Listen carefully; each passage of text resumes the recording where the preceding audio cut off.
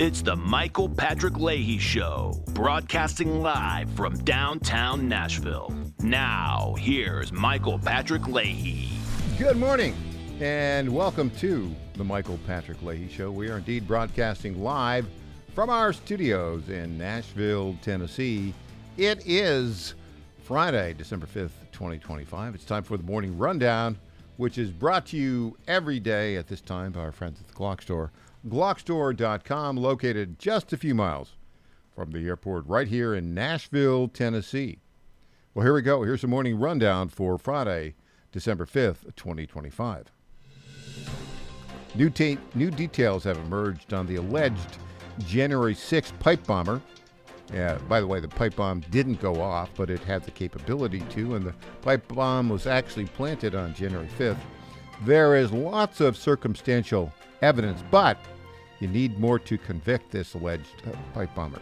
Number two, this is fascinating. The alleged pipe bomber's dad owns a bail bond company. His son works for that company. The alleged pipe bomber works for his dad's bail bonding company. They specialize in, wait for it, providing bail bonds to illegal aliens. You can't make this stuff up. Number three, that bail bond company filed a lawsuit here in Tennessee in 2021 against the Rutherford County District Attorney. It maneuvered its way through the courts, and it was basically thrown out in April of this year by the Tennessee Appeals Court on the grounds that the father had misrepresented himself. In other words, he had concealed the fact that his company had a number of liens on it, and also had declared bankruptcy a couple of times. Number four, the admiral who ordered the second attack on that narco-terrorist boat testified behind closed doors to select members of Congress. And in the post-game analysis, the Republicans said nothing to see here. The Democrats said, this is a constitutional crisis. I've never seen something so terrible before. Yeah, I don't think so. Number five, Somali fraud. Out of control in Minnesota. Tim Walz gets very defensive about it, but it looks like he was well aware of it, and for political reasons, because now the 100,000 Somalis who live in Minneapolis are a powerful political bloc. He's done nothing. Number six, a very, very big story. Late last night, the U.S. Supreme Court voted 6-3 to uphold in the 2026 midterm elections the redrawn congressional district maps in Texas. Basically, the state of Texas argued that we drew these maps for political advantage, not racial advantage, and that's allowed. And the Supreme Court said, yeah, that's okay. 6-3, the usual suspects among the three, and who opposed to it. But, they don't have a majority. Tough luck, guys. Number seven, we will go directly to the state capital, Indianapolis, Indiana, where John Fredericks now has the big John Fredericks tour bus, and he is there to report on a similar redistricting effort going on in Indiana. There are a couple of rhino state legislators who appear not to be wanting to play ball, and John will have the details on that. Number eight, in our second hour, we'll be joined by Academy Award-nominated screenwriter, as always on Friday, Roger Simon. Number nine, Luke Rosiak, the Dow Prize winner for government inefficiency reporting. Luke will be with us at the very beginning of hour three. What are we going to talk about? Well, we're going to talk about his reporting about the company that this alleged J6 pipe bomber works for.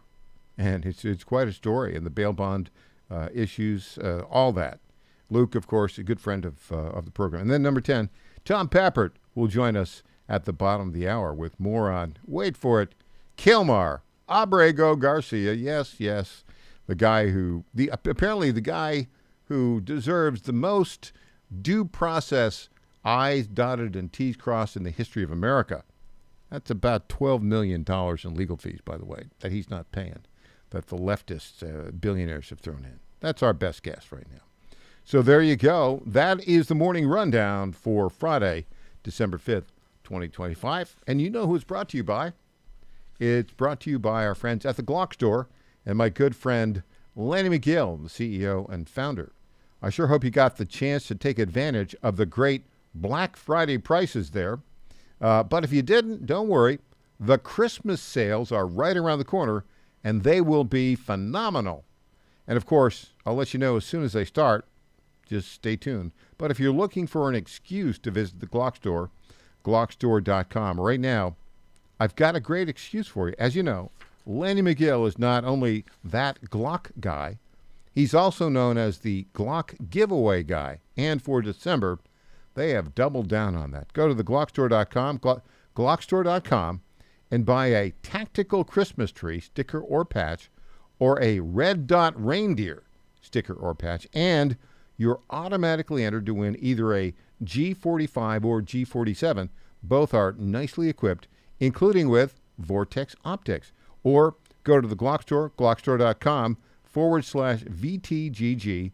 That's for Vortex 2-gun giveaway, and get the complete details, including the no purchase entry instructions. That's my good friend Lenny McGill and this month's Vortex 2 Glock giveaway sweepstakes, only at glockstore.com. Okay, the details now on the arrest of this alleged pipe bomber.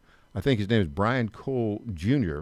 He's today 30 years old. He would have been, January 5th when these bombs were planted at near the DNC in Washington and near the RNC. He would have been 26 back then. The details on this arrest. Now, here's John Solomon providing those late yesterday to Stephen K. Bannon. Mentioned, I think it was just before Thanksgiving on your show, I thought there would be an arrest this week. They were zeroing in on a gentleman whom they arrested this morning in Northern Virginia. And the way this case was cracked was about a month or 6 weeks ago. Bongino, who was the lead on it, and Patel decided to take the old agents off the case and put a new team on it. Now, there was a little resistance, as there always is in the FBI, to any form of change.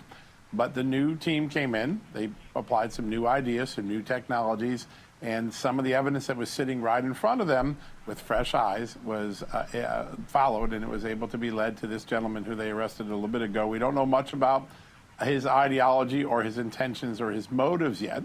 And one of the things that FBI officials stressed with me this morning is that this is really the beginning. The arrest is the beginning of trying to understand how this operation was conducted, who's behind it, whether there are more conspirators or whether this is a lone wolf.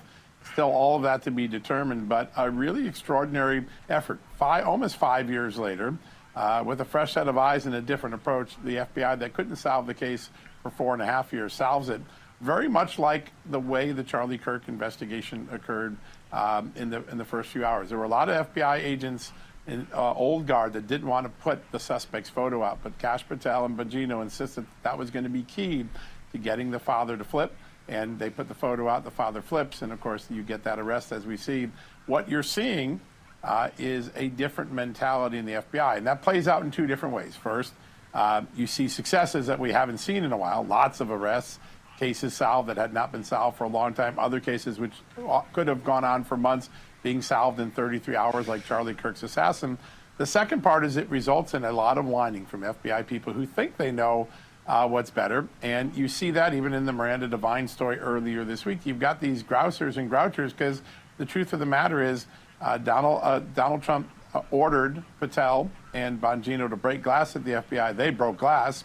And now the FBI is doing things differently. They're succeeding, but there are people who want to focus on the whining and crying, not actually the success of what the FBI has been doing. The way they solved this case was fresh thinking. Yeah, fresh thinking, and we'll get into the circumstantial evidence in a bit. Hey, when we come back, the great John Fredericks is live at the capital of the state of Indiana in Indianapolis. Redistricting fight there right after the Texas Supreme Court, the U.S. Supreme Court, gave Republicans a big victory in Texas. Back with John Fredericks after this.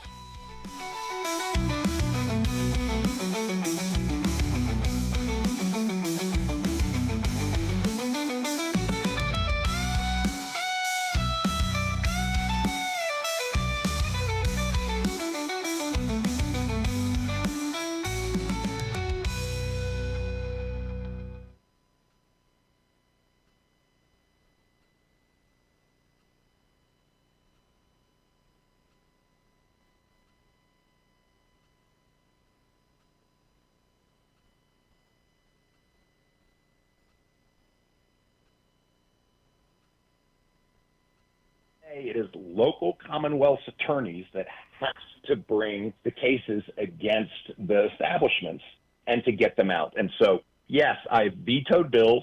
The high court has said that they can't be there. And on top of that, our attorney general has done a full investigation. And we go back to our Commonwealth's attorneys in so many jurisdictions refuse to enforce the law. That's the bottom line. They protect the criminals at the expense of the victims. And that's why, again, elections matter. We have got to elect prosecutors who will put people in jail. This ad paid for by Churchill Downs.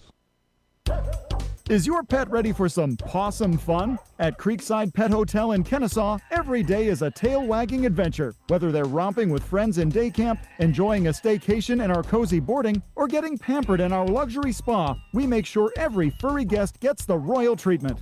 Happy pets, wagging tails, and the best care. What more could they ask for? Book your pet's perfect getaway today at creeksidepethotel.com or give us a call at 770-422-4700. Attention construction pros. Purple Wave Auction brings quality equipment to your fingertips. Join our bi-weekly online auctions featuring dozers, excavators, loaders, and more. We provide detailed listings, photos, and seller contact info. Inspect online or in person. With our no reserve policy, every item sells to the highest bidder. Visit purplewave.com today and see why informed builders choose Purple Wave. Transparent processes, real deals. Your next great purchase awaits. purplewave.com. My Patriot Supply, America's most trusted survival food company, wishes you and yours a very Merry Christmas. As our gift to you, we've got an amazing deal on survival food kits. Buy one, gift two. That's right, for a limited time, when you grab our best-selling 4-week emergency food kit, we'll include 2 one-week kits free to hand out as gifts. That's 4 weeks of emergency food for you, and 2 ready-to-give gifts for anyone on your list who's into preparedness, or anyone who needs a nudge in that direction. But they're only available for a limited time. Grab yours at mypatriotsupply.com and give the gift of food security this Christmas. With 2,000 calories per day, 16 delicious meal and snack varieties, and up to 25-year shelf life, it's no wonder our 4-week food kit is the best-selling emergency food supply of all time. But the buy one, gift two Christmas special won't last long. So claim yours now at mypatriotsupply.com. That's mypatriotsupply.com. I'm Lenny McGill, founder and CEO of Glockstore.com. For over 30 years, I've supported the Second Amendment rights of free men and women to protect themselves and their families with firearms. We offer the very best in both selection and prices on Glock handguns, custom Glocks, Glock magazines, and high-performance shooting accessories at Glockstore.com. We also have the finest retail showroom and our Shoot 270 shoot rooms right here in Nashville, Tennessee. Come visit us at Glockstore.com, and you'll be glad you did. This is State Senator Mark Pody. Government is limited to what it is supposed to do. One of the things that is critical that we're supposed to be working on is transportation. Here in Middle Tennessee, our roads need more help. As your state senator, we are focused on getting more money reoccurring without a new tax increase for our roads here in Tennessee. This is State Senator Mark Pody. Paid for by Campaign for Mark Pody, Christina Hibden, Treasurer. My fellow Americans, I have to tell you about my good friends at D.T. McCall & Sons. They have furniture and appliances and a lot more. They've been family-owned in Middle Tennessee for over 100 years, and they're not going to rip you off. No hidden charges, no delivery charges, no charges for all of the crazy things. These are sick people at the lumber yards. These are very sick people. They charge you for cords and hoses and haul-off. They charge you for all of these things. They call them hidden charges. It's the type of surprise that you don't want to see. It's like an October surprise, but it's worse. D.T. McCall & Sons, they're not going to do that. They're great people. They're going to give you a great deal. With locations in Lebanon, Carthage, Lafayette, Cookeville, and Franklin, D.T. McCall & Sons will give you the deal of your life. Check them out today or go to dtmccalls.com. Impersonator not endorsed by Donald Trump.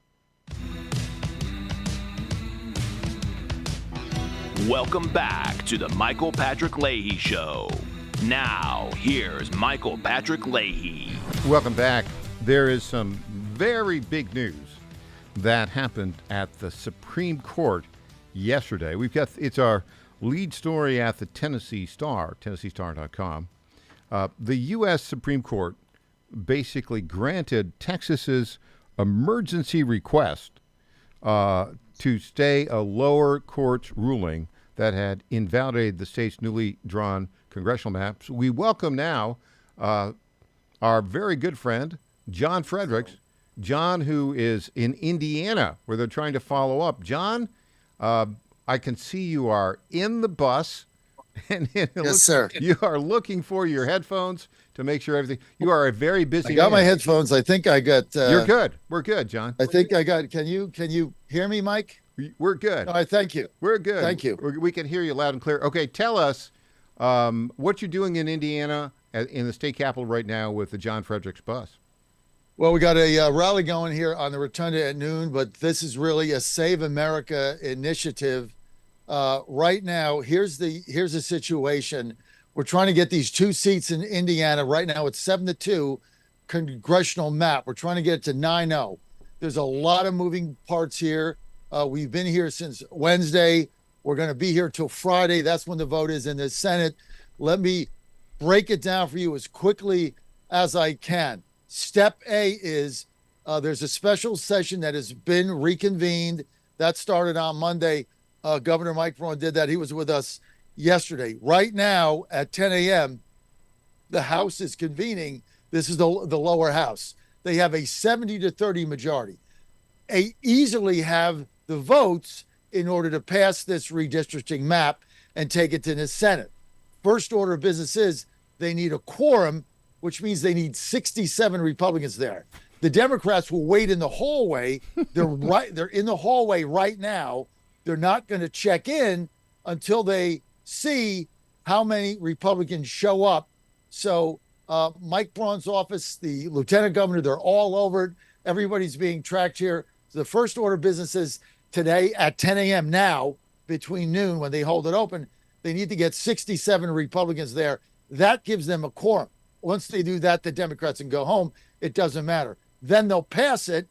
Once they pass it, then it goes to the state Senate, and it'll go to State Senator Mike Gaskill, who heads the Elections Committee. Now, the maps are drawn. It's going to be a 9-0 map plus 2. Now it gets very dicey. Now it gets to the state Senate. Here's the problem. There's 40 Republican state senators out of 50. So it's 40-10. So you'd think, okay, they need 25 votes, 26 votes. So that should be easy. You got 40. No. Right now, they've only got 22 votes. They need 26.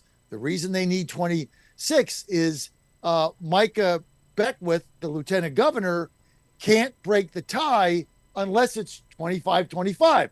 Well, if they only got 25 votes, the Democrats will leave. They won't show up. So it'll be 25-0, and then it will die because they need 26 votes in order to get over 50. So they're 4 votes short. We have a week. This is not going to happen until next Friday, 1 week from today. We're going to be here right outside the Capitol on the Trump bus the entire week. Again, next week from Indiana, from Indianapolis, right where we are now. And the reason is we need to encourage 4 basically Republican state senators. A lot of these guys get voted in with Democrat backing because there was an open primary situation here. We got to get 4 of those to move over so that on Friday they get 26 votes. And then once that happens, it's going to go to the the Indianapolis Supreme Court to sign off on them. Everybody tells me they will. If they don't, it'll go to SCOTUS, who just signed off on Texas. So the whole thing now is quorum 67 now, and then we need 26 Republican senator votes out of 40 by Friday if they can do that. And the representatives, the lieutenant governor, the key senators are telling me that they got about a 60-40 chance of picking up another 4. They got 22 now. They need 4. But a lot of the rhinos are dug in, and they're dug in led by Majority Leader Roderick Bray, who was opposed to this adamantly. He's got probably 15 people with him that are not movable. And so we're dealing with a small pool of Republican state senators. We got to get to 26. We got 22, and that's kind of where we are. And look, this is not about redistricting. It's about saving America. I mean, this is what this is. It could come down, Mike. We could win or lose the House by 2 votes or 1 vote. And if that happens and this doesn't pass, it's going to be on Indiana. If it passes and we win by 2, then they're going to be the heroes, because you've already got Wes Moore trying to get rid of Andy Harris in Maryland. They're going to try to redistrict a handful of Republicans out in Illinois. Mike, we're in all-out redistricting war. You can't flinch. You can't blink. Lace them up and lace them tight. Go to work. Action, action, action, Mike. John, don't you think that the decision last night of the Supreme Court to validate the politically redrawn congressional districts in Texas should add fuel to the efforts in Indiana? Well, Mike, you are so close to being an authority of constitutional law once you get through you're taking your classes in law, but you nailed it. I mean, that decision by the Supreme Court last night, not only did it give Texas 5 seats, but it sets the precedent. That means that any map that passes the General Assembly, if it's challenged in court, either way, Republican or Democrat, the Supreme Court is going to go with it. No question about it. But it certainly should add momentum here. And what you're seeing is that the blue states are playing political hardball, like California just did, and the red states are playing political hardball. Why will the majority leader of the Indiana State Senate not play political hardball for his team? They have this theory that they're different, that they're Indiana nice, that they believe in good governance and things of that nature. Okay, so they're basically going to a bazooka fight with a pocket knife. I mean, they have no chance of winning, but that's, and then what happens is people get stubborn. They get dug in, and then they fight it, trying to prove that they're right. But at the end of the day, this is not about Indiana. This is about saving America, Mike. And it has to be done one state at a time. I mean, every red state has to do this because every blue state is doing it. And now it's going to be further polarizing America, but it has to happen. And John, you're quite right. Control of the House of Representatives could hinge on those 2 extra seats in Indiana. We've got a minute left. John, your final thoughts on this? Listen, pick up the phone, right? Your phone dials out. Here's what Obama taught me. I got a phone and a pen, right? I got 3 phones and 3 pens. So pick up the phone. Find a state senator in Indiana who's a Republican, call them up, tell them you want them to vote for this map to save America. Because if we lose these midterms, Mike, Trump's presidency is over. You're going to get the next stage of a communist takeover in this nation. They're going to impeach him on the 3rd day. The whole bit. Everybody will be getting hearings. They're going to drag in Hegseth, all the cabinet members, everybody, and we're going to stop. This is part of their plan to have a communist takeover. We got to stop it right here in Indiana, Mike. John, I salute you for being the man of action. You go where the trouble is, and you're going to be there in Indiana for the next week and a half. Come on again, if you would, next week as well and give us an update. John Fredericks. Thank you. You are the man. Thank you so much for joining us today. Follow me on social media. Everything is there. All our social media accounts at JF Radio Show, at JF Radio Show. Follow me there. Mike, Patrick Leahy. Michael, thank you for having me. The hardest working man in conservative media, John Fredericks. All right. Up next, Tom Pappert will join us with some details about common sense and cooperation with ICE in Tennessee. Back after this.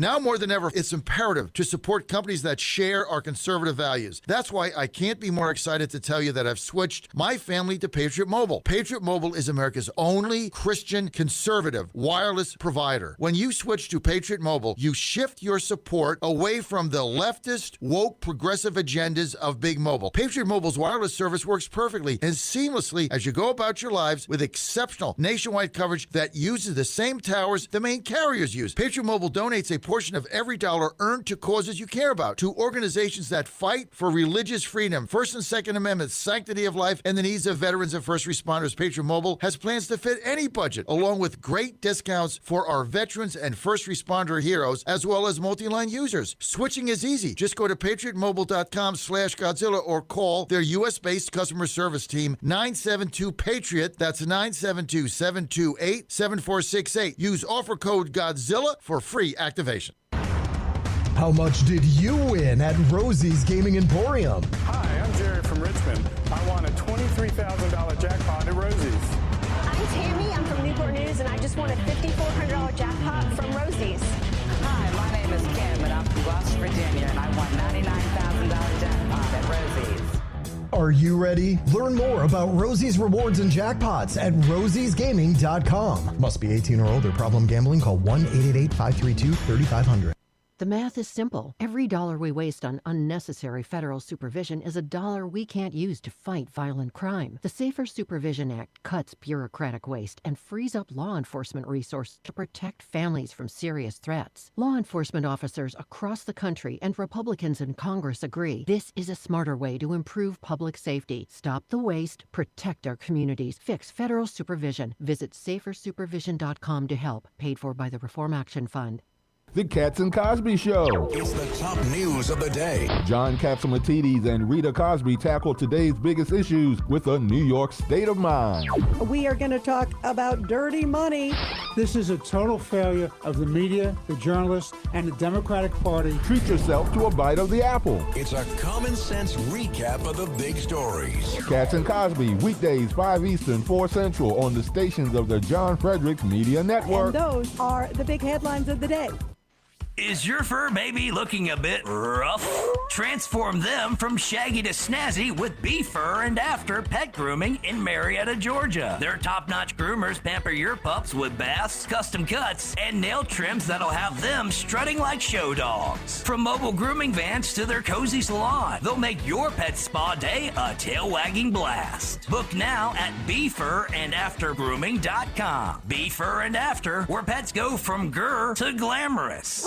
Hey there, it's Lenny McGill, founder and CEO of GlockStore.com. For over 30 years, I've supported our Second Amendment rights with GlockStore.com, the world's #1 source for Glock handguns, parts, and accessories. I also support accurate, unbiased journalism like The Michael Patrick Leahy Show. His team broke the Kilmar Abrego Garcia traffic stop and was the first to obtain that video. Independent journalism at its finest. Visit us at GlockStore.com, listen to Michael Patrick Leahy, and make America great again. This is State Senator Mark Pody. Government is limited to what it is supposed to do. One of the things that is critical that we're supposed to be working on is transportation. Here in Middle Tennessee, our roads need more help.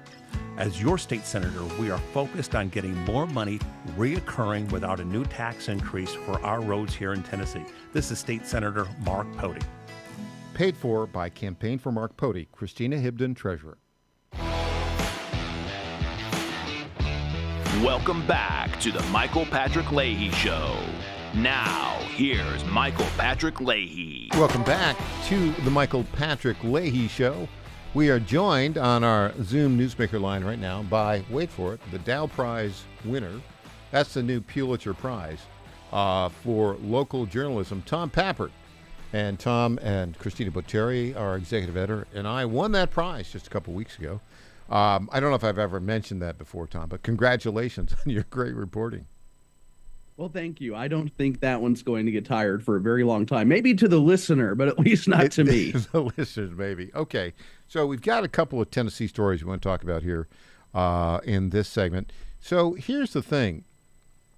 In Tennessee, in a red state, particularly like Tennessee, you see great cooperation between local law enforcement and ICE.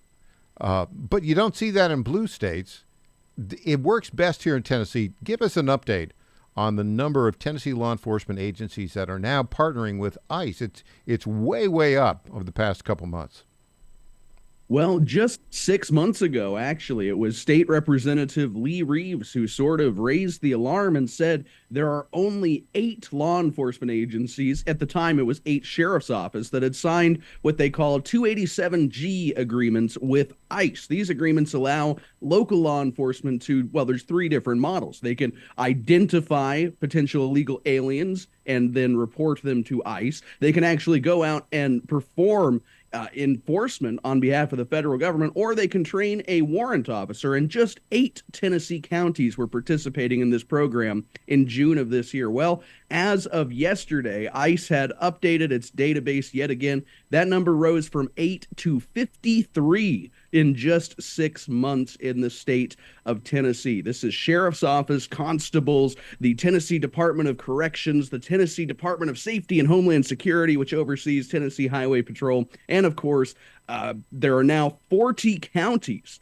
that have agreements like this, whether it is a police chief or a sheriff or another form of local law enforcement. 40 out of Tennessee's 95 counties. And really, what the Trump administration has said is this is how you want things to go. You want to partner with the Trump administration, because the other option is Tom Homan and Kristi Noem will show up unannounced and they will hold their own enforcement operations without the local cooperation.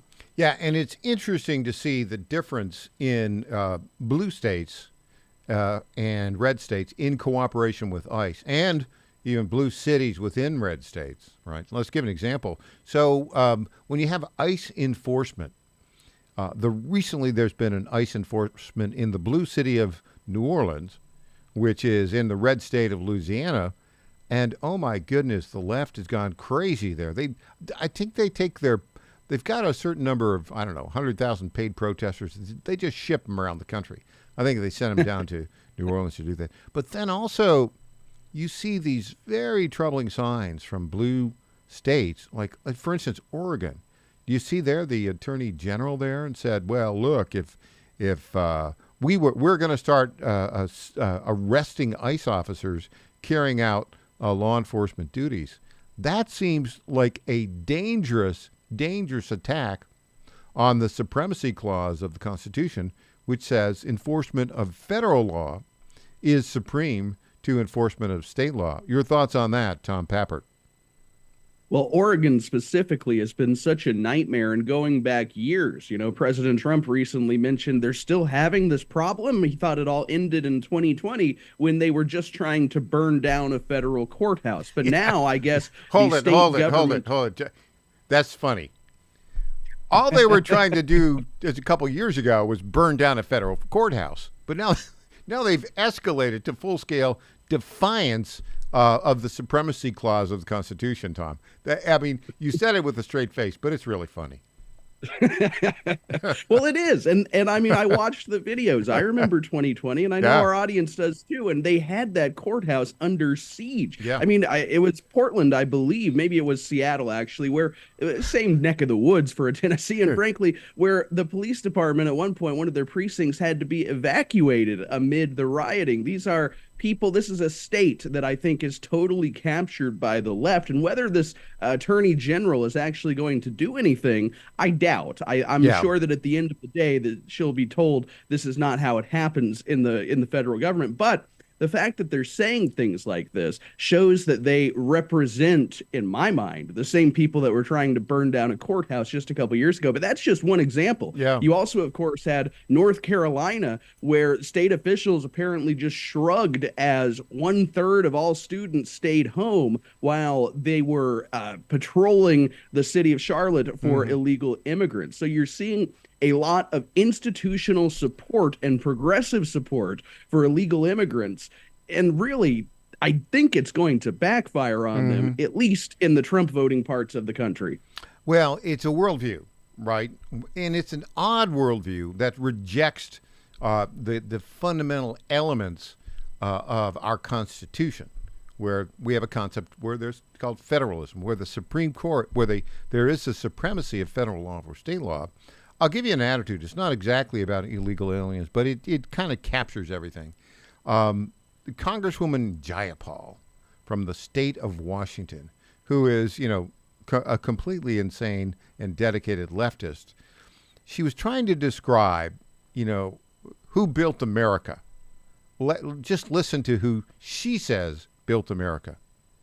The majority of Americans across the country, regardless of political party, know that immigrants from all over the world, Somalia, India, wherever they're from, Latin America, Africa, that immigrants have built this country and make this country what it is today. Okay, so let's start off with immigrants from Somalia who built this country. No, I mean, Somalians, there were basically no Somalians in this country until, 1990, 92, when they started shipping them in under the Refugee Resettlement Act. These are people from a failed third world country that have a very different idea of what civilization ought to be. It's not Western civilization. It's grifter central. The country was built on Anglo-American traditions of the rule of law. And even if you look at the immigrants who came from places other than the British Isles, which began really in the late 19th century, they came from Ireland and Italy and Poland, and countries that believe in the values of Western civilization, countries that are largely Christian, Catholic, or Protestant, but not from countries that are Muslim-dominated, and not from countries, as has been the case in the past 30 years, that totally reject Western civilization. Your thoughts on that, Tom Pappert? Michael, this is something that I think most Americans used to just know. And I didn't. I know you're a genealogist. I was doing some amateur genealogy a few months ago, and it struck me how people talked about, he was a German, a very industrious person, and a good asset to America after he settled here. These things used to be known.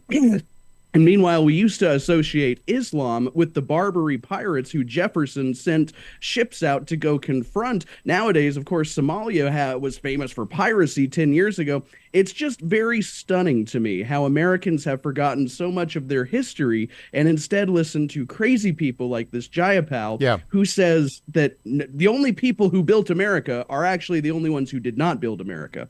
Bingo. All right, let's shift to a kind of an interesting story out of Memphis. Of course, crime's way down with the Memphis Safe Task Force there and the National Guard there. But the entrenched Democrat politicians are kind of crazy in Memphis. Here's the story. Tell me about this story. Democrat Metro Councilwoman Yolanda Cooper Sutton claims that the firefighters in Memphis, quote, are quote, there to, quote, rape, end quote, Memphis over a request for a 2% raise. What on earth is she saying and thinking? I think this is another moment where Memphis, without federal oversight, is really stepping on its own toes. It's an insane story. This Metro Memphis City Councilwoman, Yolanda Cooper Sutton, she was very animated and upset over a budget meeting on Tuesday because a bunch of labor unions representing city workers in the city of Memphis are threatening to sue over allegations that the city promised one raise last year. In the case of the firefighters, it was 5%, and then unilaterally reduced that raise to 3% this year. And I mean, as far as firefighters go, Michael, I think that should be at the top of the list of priorities when it comes to keeping your promised raises. Yeah. And when the firefighters went to the city council to make their case on Tuesday, she replied, as you said, that they just want to come and rape, unquote, the city. What's interesting about this, she said it 3 times? She said it 3 times and then a few more after that. It was a very repetitive and impassioned speech.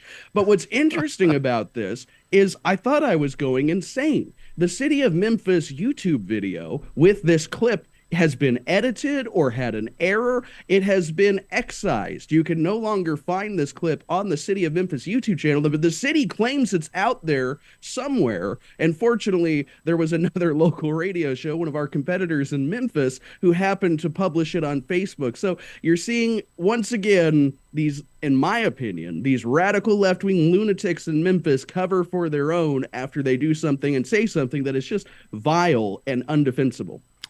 Yeah, I mean, how do you work with, if you're the firefighters, how do you work with the city government where a councilwoman says that about you? Well, they're being told that they're not wanted, and I don't know what exactly you do when the firefighters are not wanted. This has been an ongoing issue. I was reading about it yesterday in Memphis for some time now, and in my opinion, it comes down to the city council being incompetent. The argument is that October 2024, when the 5% promise was made, well, that is a different time than December 2025. And so these firefighters no longer deserve the raise. In fact, they're greedy. Here is a partial quote from the Memphis Democrat. "You're greedy and you want what you want because you think you can do it, and you're wrong. You are wrong, wrong, wrong, wrong, wrong, and God sees your intention, and he sees your hearts, and he's going to deal with each and every one of us accordingly." My goodness. Oh, my goodness. Well, Tom, hey, stick around. There's a breaking story, a Tennessee connection to the alleged J6 pipe bomber. I suppose we ought to say J5/J6 pipe bomber, Brian Cole Jr. And you've got some of the details on that when we get back. Tom Pappert.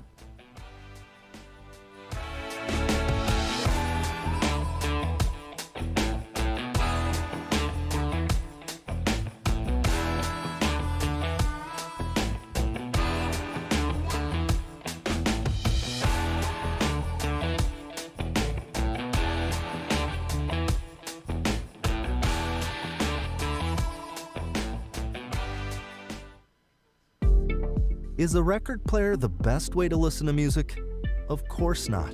So why are you still taking vitamins in pill form that haven't been upgraded since the 1930s? Even if you don't have trouble swallowing, most vitamins in pill form can't be absorbed very well. It's time to upgrade to the pill-free future of vitamins.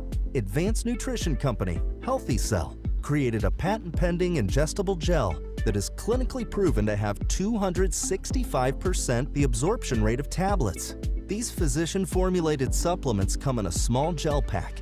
You tear off the top and shoot it down. You can also mix it in water. They taste great, they're convenient on the go, and they're more natural too, without chemical binders, fillers, and coatings. Go to healthycell.com and use code GODZILLA for 20% off your first order of any product. That's healthycell.com. HEALTHYCELL.com. Get in. We're stealing homes. We're not like those other home criminals that steal your stuff. We steal your hard-earned home equity. We find your property online from the public record. Got it. Create a deed transfer that makes us the homeowners. Got it. And borrow tons of cash against your equity, and you won't know till the foreclosure notice hits months later. Just go to HometitleLock.com/Godzilla. Protect yourself. Cold weather is here, and it's only getting colder. When you want instant whole room warmth, you go with Eden Pure, a trusted name for years on my show. Now they've done it again with the Eden Pure Gen 40 Plus infrared heater. This powerful, compact unit gives you fast, even heat you can feel in seconds. Infrared heat warms you directly, not just the air around you, and it doesn't dry out the air. It's quiet, compact, and safe with multiple built-in safety shutoffs, and it heats up to 1,000 square feet, perfect for the living room, bedroom, or office. And right now, Eden Pure is thanking our listeners. The Gen 40 Plus normally sells for $224, but Eden Pure is giving our VIP listeners an additional $50 off, bringing it to just $174. That's right, only $174 for state-of-the-art infrared heater. Now, this is a limited time offer with a strict limit of 3, and supplies are moving fast. So go to EdenPureDeals.com, use promo code Godzilla50. EdenPureDeals.com, promo code Godzilla50. Is your fur maybe looking a bit rough?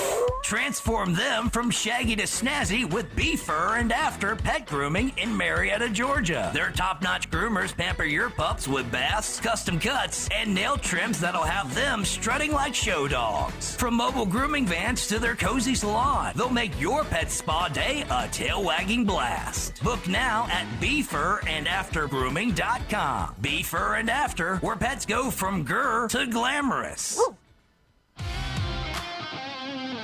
Welcome back to the Michael Patrick Leahy Show. Now, here's Michael Patrick Leahy.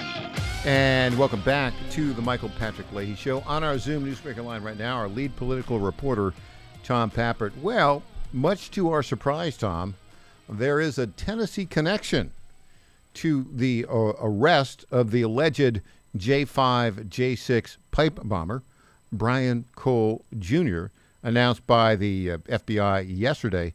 Tell us what that Tennessee connection is. You know, Michael, sometimes it feels like the gravitational pull of the United States is being moved from New York to Tennessee, because every single story that comes out, Kilmar Abrego Garcia is arrested in Maryland. Oh, it turns out he has a tie into Tennessee. Well, apparently, the alleged J6, J5 pipe bomber, Brian Cole Jr., his family also has a connection to Tennessee. His father operates a bail bond company. It operates in multiple states, and in 2017, it expanded into Tennessee and specifically Rutherford County. But it wasn't there for long. In 2021, the license for the bail bonds company, which, by the way, served illegal immigrants primarily, Well, got them out of the federal system. Hold it. It's a bail bond company, and their niche is to bail out illegal immigrants, I guess, who've been detained by ICE and then have deportation hearings with immigration courts. You hit the nail on the head. That's what they do. That's what they specialize in. Yes, let me just ask, when finally, I think for a little bit, Kilmar Abrego Garcia was out on bail for a couple days. I think it wasn't in Maryland for a bit.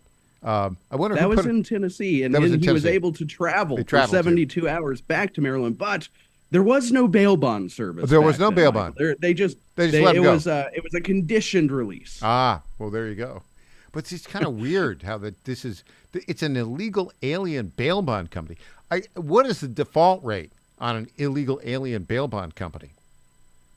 Well, one would imagine very high, but perhaps they're going for the type of illegal immigrant that, like Kilmar Abrego Garcia, is alleged to have. Maybe he's going for the type of client that has a significant amount of cash they could use to pay a bail bondsman. I don't know. I'm just speculating here. Speculating. But, the company didn't last very long in Tennessee, though, Michael. In 2021, they had their license suspended and by a Rutherford County Assistant District Attorney named John Zimmerman. And, of course, what they did, what you might expect from a story like this, is they hired Ben Crump and they sued. And they asked the Biden administration. Ben Crump.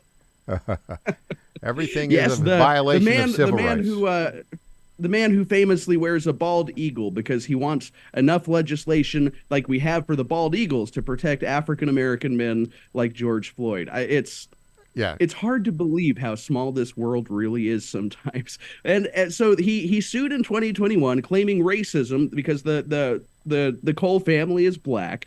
That lawsuit was only concluded earlier this year when a Tennessee judge said, no, the Rutherford County Assistant District Attorney did everything completely right in this case, and the company's license remained suspended. The other part about this, which is kind of interesting, is that judge found that the alleged pipe bomber's father, who runs the company for which the alleged pipe bomber works, had misrepresented his background when he got first entered the Tennessee market.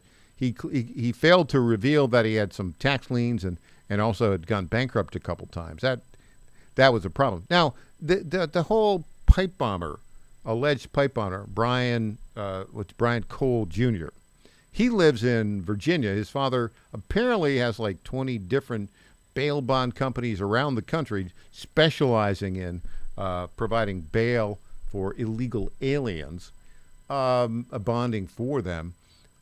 He's kind of an odd duck from everything that we've read. Your thoughts on that, Tom Pappert?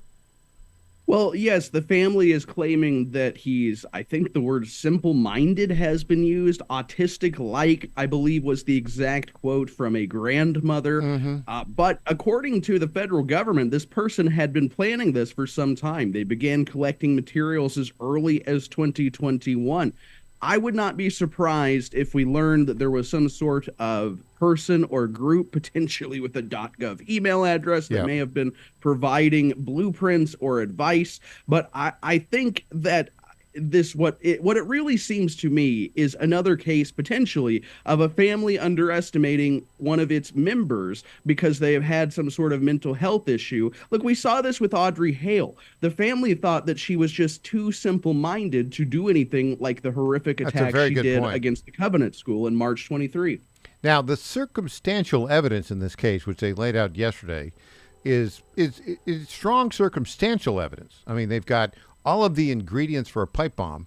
They've tracked his credit card purchases, and he bought like 43 of the items in several months leading up to January 5th, when the pipe bombs were planted in Washington, D.C., near the DNC and the RNC. They also have phone pinging information, which shows that he was in Washington, D.C., near the Capitol for a couple hours on the evening of January 5th. That's good circumstantial evidence. However, if you're a good defense attorney, you can probably address that maybe there were other folks there. Where do you think this case goes, Tom Pappert? I think they're fairly confident. There's a few more interesting tidbits that I think a jury would be very persuaded by. For example, the pipe bomber, the person in the video we're talking about now, was wearing a very specific pair of shoes. I guess it's expensive. There were only a certain amount made, and it was in a certain period. Well, this individual, Brian Cole Jr., owned this exact pair of shoes. I think you'll see a lot more evidence like this that, when taken in aggregate, gets far beyond the reasonable doubt criteria. But we shall see. It is, of course, innocent until proven guilty, and it's been 5 years since the act. Yeah, 5 years. And apparently all this evidence was there for a long time under the Biden-era FBI, but they weren't looking very hard to find the person. Dan Bongino got a new team in there, and all of a sudden they put the case together. 30 seconds left here, Tom. Your thoughts? That is very suspicious to me. I think Bongino obviously did the right thing by replacing this team, but do they need to go back to detective school is my question. What was going on with the previous team, and who put them in place? Was it the former director, Christopher Wray? Good question, and great reporting, Tom Pappert. Thanks so much for joining us today. We'll see you next week. Thank you, Michael. Always a pleasure. Hey, a big treat for us. Up next, the one, the only, Academy Award-nominated screenwriter, my friend for many years, Roger L. Simon, is in the studio. Back after this.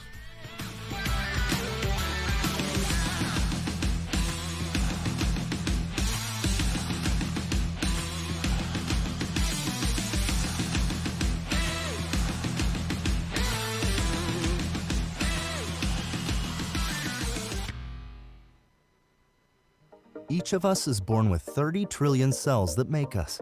These cells determine how we feel, perform, sleep, focus, and how long we live.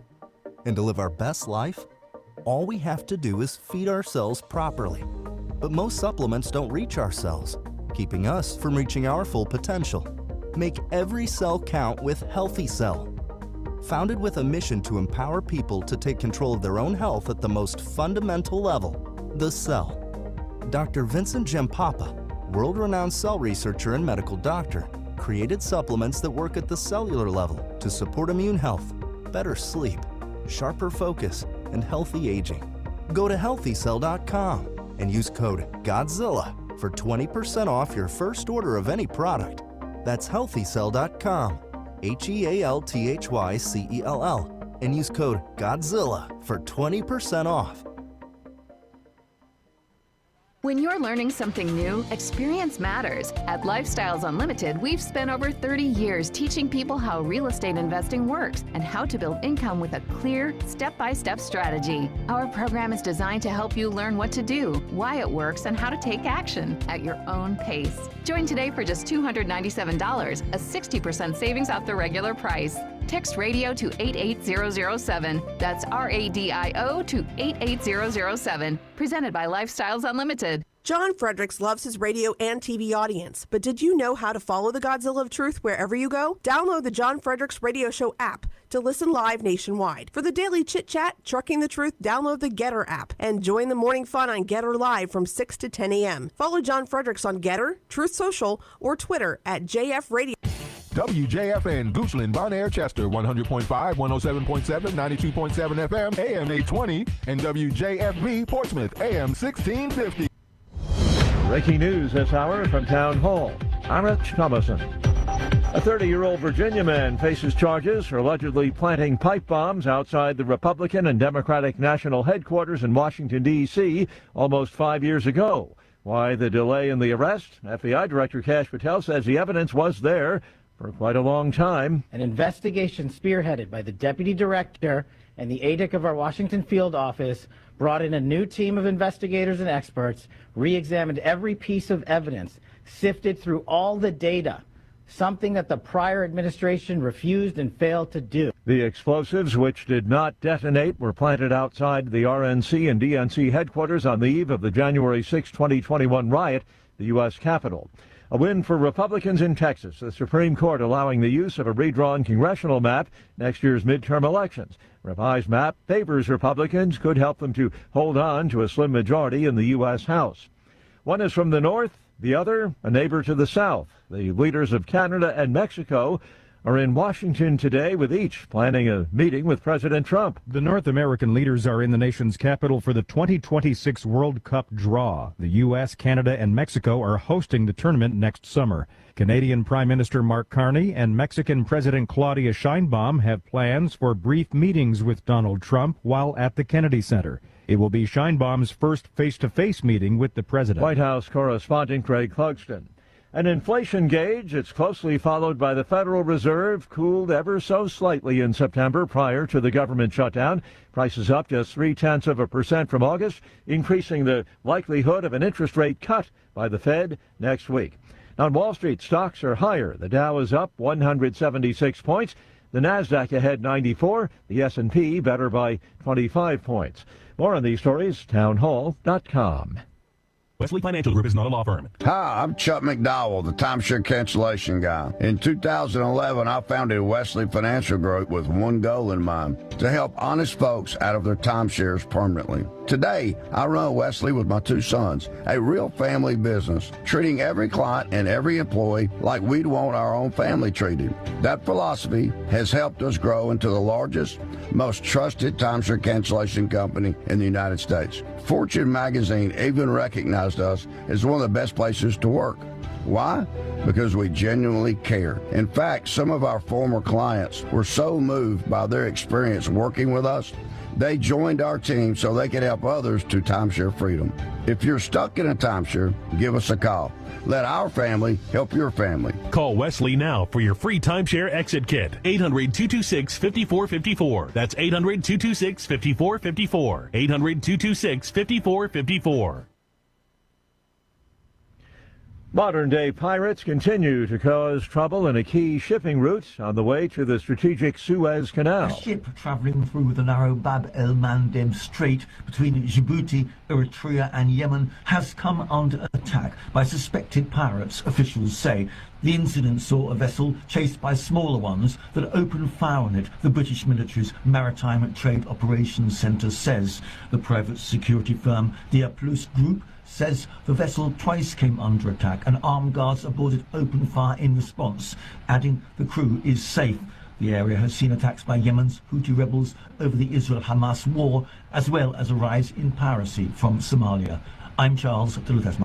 European Union regulators have fined Elon Musk's social media platform X 120 million euros, this for failing to comply with digital regulations in the EU. News and analysis, townhall.com.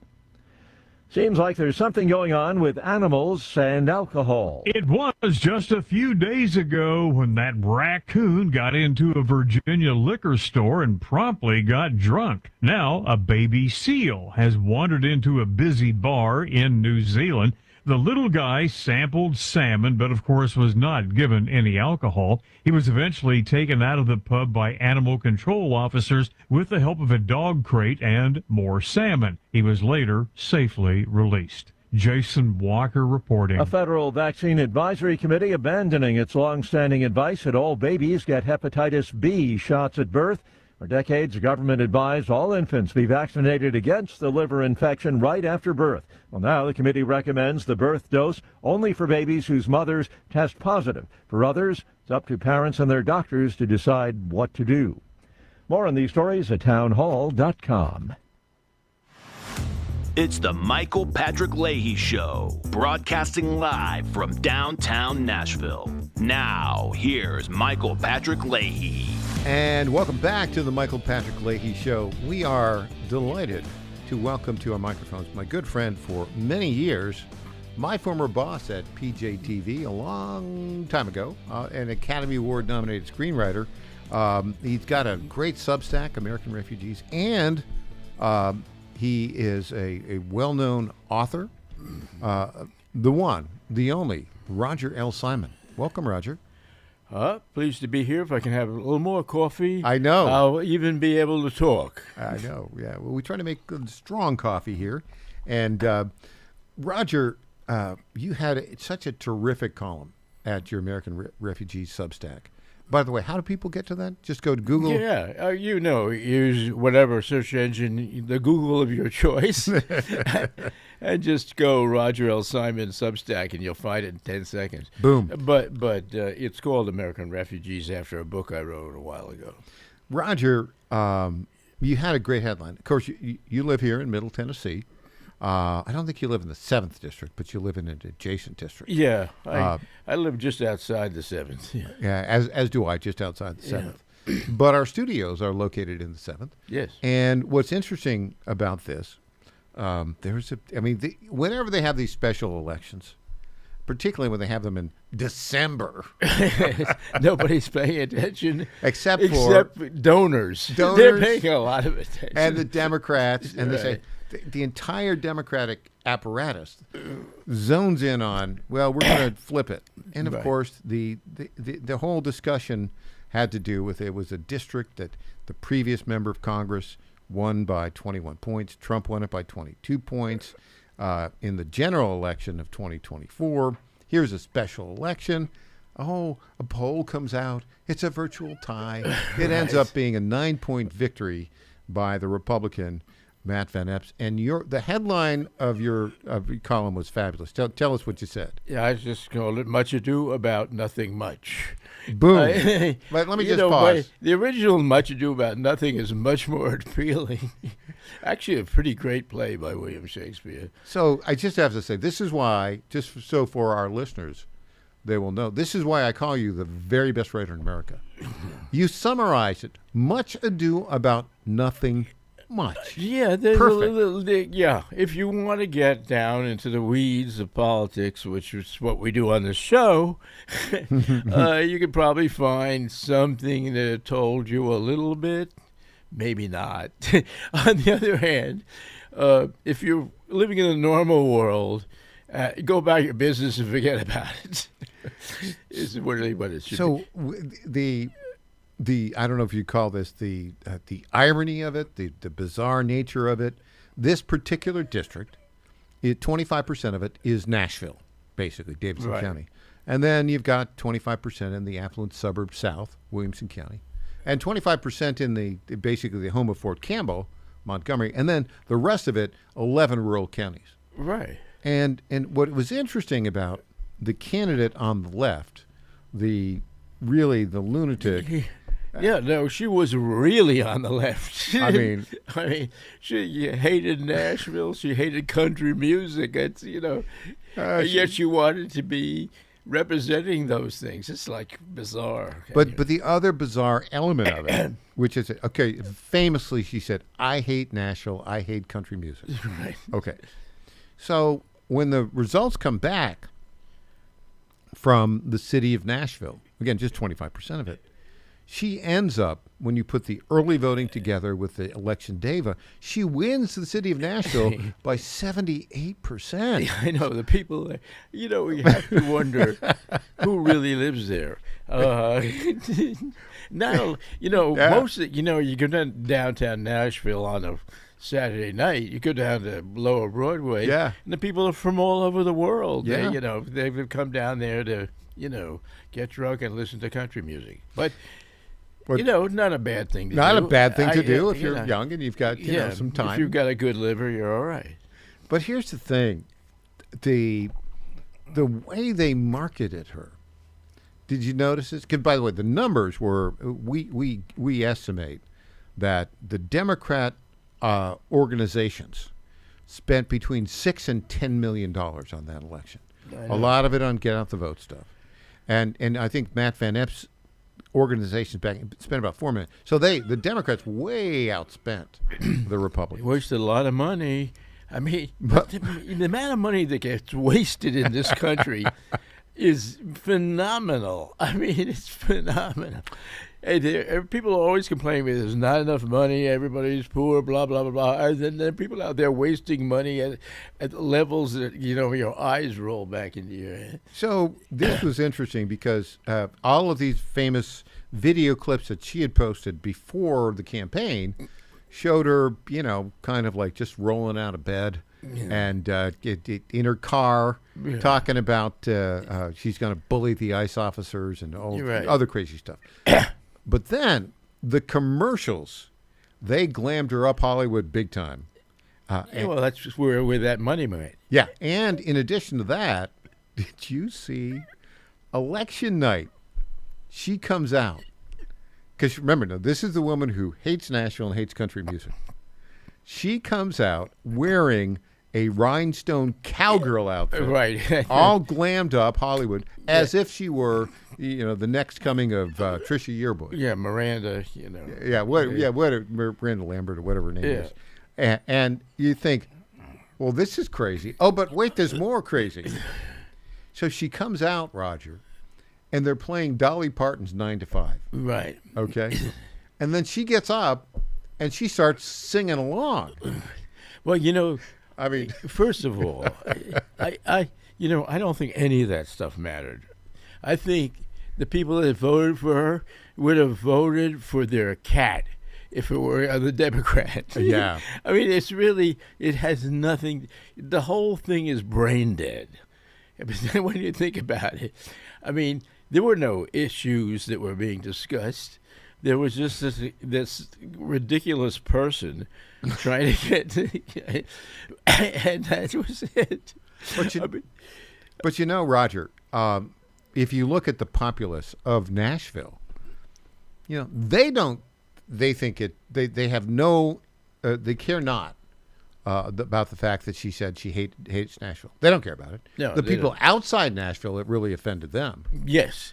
What tells you that the reality is the blue city of Nashville over the past couple years has gotten even bluer. Yeah, but it's been blue since I've been here, and certainly before that, too. But when you arrived here 5 or 6 years ago... 7 years ago. 7 years ago. Yeah. You may have been surprised at how blue Nashville was. Yes, I was. But it really... Would you agree with me that it's gotten even bluer?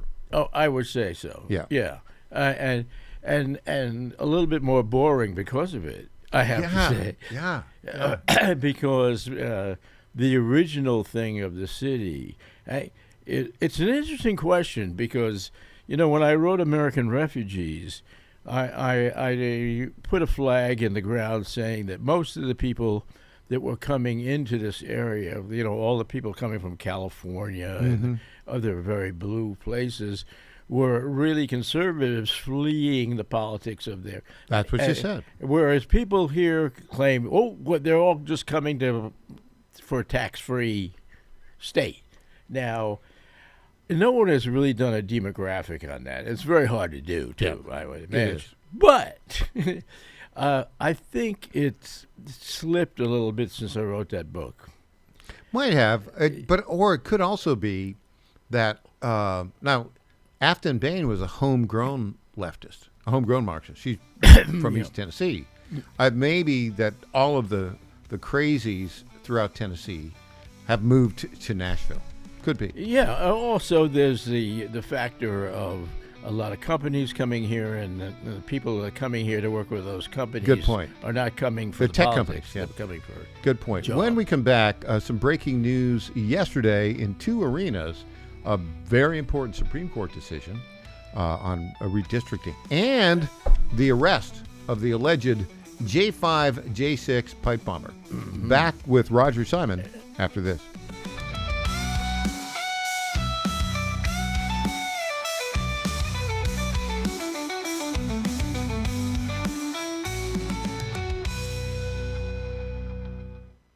Hey folks, Al Green here for SatPhone. When you're on the go, you want to know you're connected. If it's a family vacation or an off-the-grid escape to a remote destination, having reliable communication helps you feel safe and secure. You can't afford to find yourself in a dead zone. That's why you need SatPhone. SatPhones are reliable, durable, and give you global coverage. If you can get outside, you can get in touch. It's that simple. Make calls from your SatPhone to any regular cell phone in the United States. The phones are a $1,500 value, but you can get yours free. Just sign up for a 15-month plan, $94.95 a month. Get 150 minutes monthly that roll to the next month. Go 3 months without using them, that's fine. Yes, 3 months, 450 minutes, all yours. Visit SAT123.com or call 855-980-5830. SAT123.com, 855-980-5830. Get surety and security with your sat phone. Call now. This past year has been one of the hardest in MyPillow's history. It's because of you that they're making it through. They want to thank you for your continued support by passing on some Christmas specials to our listeners. Get the Children's Bible Story Pillow 5-pack for $29.98. My Slippers with a free bottle of leather protectant spray for $39.98. Blankets, comforters, and duvets for as low as $25. And a blowout sale on the standard My Pillows for just $14.98. So go to mypillow.com or call 800-854-0504 and use promo code Godzilla to take advantage of these wholesale prices, including the standard size MyPillow, originally $49.98, now only $14.98. Queens $18.99, Kings only $1 more. We know MyPillow products come with a 10-year warranty, but MyPillow has just announced that they are extending their 60-day money-back guarantee. That's right. Orders placed between now and December 25th will have their 60-day money-back guarantee extended through March 1st, 2026. The Katz and Cosby Show. It's the top news of the day. John Catsimatidis and Rita Cosby tackle today's biggest issues with a New York state of mind. We are going to talk about dirty money. This is a total failure of the media, the journalists, and the Democratic Party. Treat yourself to a bite of the apple. It's a common sense recap of the big stories. Katz and Cosby, weekdays 5 Eastern, 4 Central on the stations of the John Fredericks Media Network. And those are the big headlines of the day. Is your fur baby looking a bit rough? Transform them from shaggy to snazzy with Befur and After Pet Grooming in Marietta, Georgia. Their top-notch groomers pamper your pups with baths, custom cuts, and nail trims that'll have them strutting like show dogs. From mobile grooming vans to their cozy salon, they'll make your pet spa day a tail-wagging blast. Book now at BefurandAfterGrooming.com. Befur and After, where pets go from grr to glamorous. I'm Lenny McGill, founder and CEO of GlockStore.com. For over 30 years, I've supported the Second Amendment rights of free men and women to protect themselves and their families with firearms. We offer the very best in both selection and prices on Glock handguns, custom Glocks, Glock magazines, and high-performance shooting accessories at GlockStore.com. We also have the finest retail showroom and our Shoot 270 shoot rooms right here in Nashville, Tennessee. Come visit us at GlockStore.com, and you'll be glad you did. This is State Senator Mark Pody. Government is limited to what it is supposed to do. One of the things that is critical that we're supposed to be working on is transportation. Here in Middle Tennessee, our roads need more help. As your state senator, we are focused on getting more money reoccurring without a new tax increase for our roads here in Tennessee. This is State Senator Mark Pody. Paid for by Campaign for Mark Pody, Christina Hibden, Treasurer. Welcome back to the Michael Patrick Leahy Show. Now, here's Michael Patrick Leahy. Welcome back to the Michael Patrick Leahy Show. In studio, the one, the only, Roger L. Simon. Well, big news yesterday. Let's start with the arrest of the alleged pipe bomber. Now, what happened, this has been reported on everywhere in the world. Yeah. So, on the evening of January 5th, 2021, there's video of an individual who was wearing a hoodie, estimated height 5'7", wearing a particular kind of sneakers, right? Who was filmed planting some pipe bombs that never went off, but were considered to be viable, that are operational, could have gone off. One was planted near the Democratic National Committee office, right on Capitol Hill, and another was planted right near the Republican National Committee. And this happened, I guess, between 7 and 9 o'clock on the evening of January 5th, right? Then the following day, of course, the riot at the Capitol. Yes. The world came to an end. That's right. Quote, unquote. and there were all sorts of 1,500 people basically ended up being charged with various offenses. And we know some of them, like our buddy Stuart Parks, who was in the Capitol for 20 minutes, was convicted of 4 or 5 misdemeanors and spent 5.5 months in a medium security prison in Memphis. Now, there was a question about the identity of the pipe bomber. And that investigation mysteriously kind of stopped in March of 2021. Now, here we are yesterday, December 4th, 2025. The FBI holds a press conference. They have arrested an alleged pipe bomber. His name is Brian Cole Jr. He's 30. He works for a bail bonding company that is owned by his father, Brian Cole Sr. And Brian Cole Sr. apparently owns, around 20 of these little bail bonding companies around the country. Do you know what his specialty is? No, I didn't read. He bails out illegal aliens. Uh-huh. He provides bonds to them who've got detention hearings. Kind of weird, right? Not so weird. It's almost predictable. However, I think the big mystery in this is what took them so long. I mean, why, the several years that the great Christopher Wray was in charge of the FBI, that they had the same information. Yeah. And now, what were they afraid of? Well, that's the big question. Yeah, because this guy seems to have been an equal opportunity lunatic, to put it one way.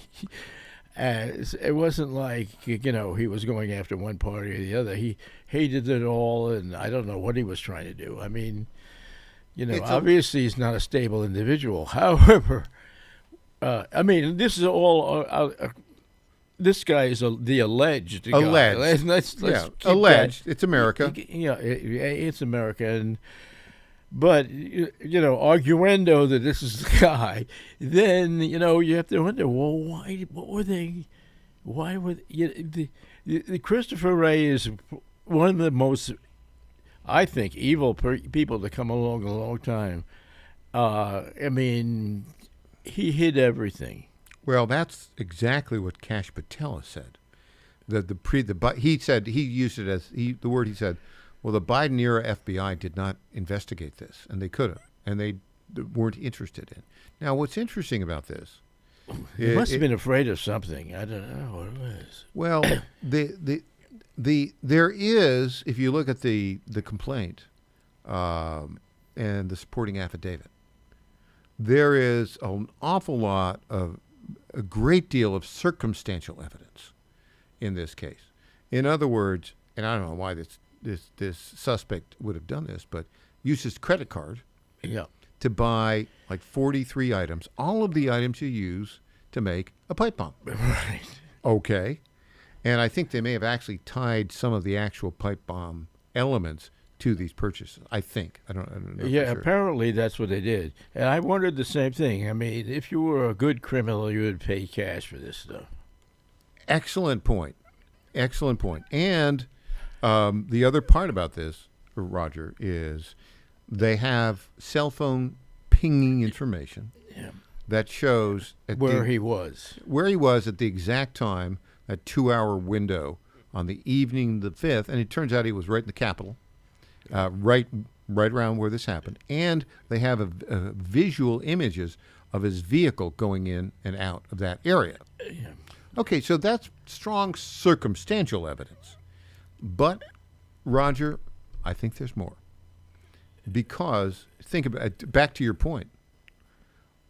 Who's going to make a big pipe bomb and buy it with a credit card? What kind of person does that? If you're a real criminal, you pay cash. Yeah. Right? Yeah, it would seem elementary. It would seem elementary. The other thing is, I think that some of those phone pings also indicated that he was at the Home Depot at certain hours buying. Mm-hmm. So all of it sort of is more circumstantial evidence than you could even begin to dream about, almost like a trail. I do think, however, that a very good criminal defense attorney, if it's just the circumstantial evidence, could raise an argument of reasonable doubt. Reasonable doubt, don't you think? But there's more, I think. And what I think is likely here is that whatever you say about this guy, apparently the grandma says he was a nice boy. Grandma said, I'm channeling our buddy Howie Carr, who always says that about criminals. He was a nice boy. But they also claim he was kind of semi-autistic. I don't know about that. But the point it's possible. Yeah, it's not unlikely. I mean, but where are you leading in this? That he was working for the FBI himself? Well, I'm just saying it's hard to imagine that he would be working independently without some co-conspirators. It seems to me. Usually true. And also, there's so many unanswered questions about July 6th. I mean, the Thomas in July 13th, you mean, or January 6th? No, I mean about the, what am I doing? January 6th. Oh yeah, J6. Exactly. And who was there and who wasn't? Antifa now reports a lot of Antifa there. On. There are some sources that claim he had some Antifa connections. Again, these are claims. Yeah. And there will be, obviously, this is the beginning of a trial. My sense, though, for all we know, half of Antifa could be FBI agents. We don't. Unfortunately for us, is we don't know nothing. Sadly. Yeah, and I think, but what's interesting about this, it seems to me, is they are still conducting the investigation. Now, his father, as it turns out, moved to Knoxville, Tennessee in 2017. And his father owns multiple bail bonds companies around the country that specialize in working with illegal aliens. In 2021, Roger, this is the new information. His license for a bail bond company here in Rutherford County, Tennessee, was denied because he had misrepresented himself. And the father had misrepresented.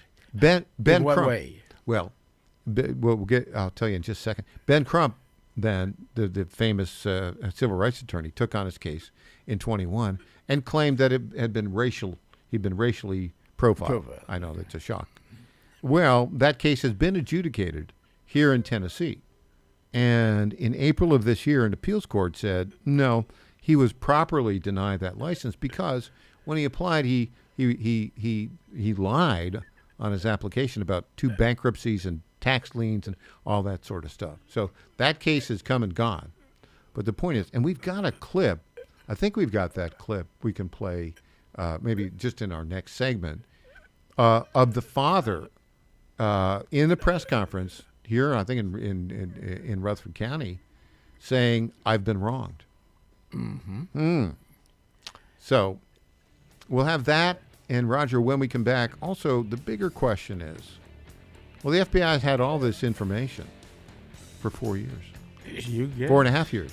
That's the big question, because these people are trivial compared to that. We'll be back with more after this.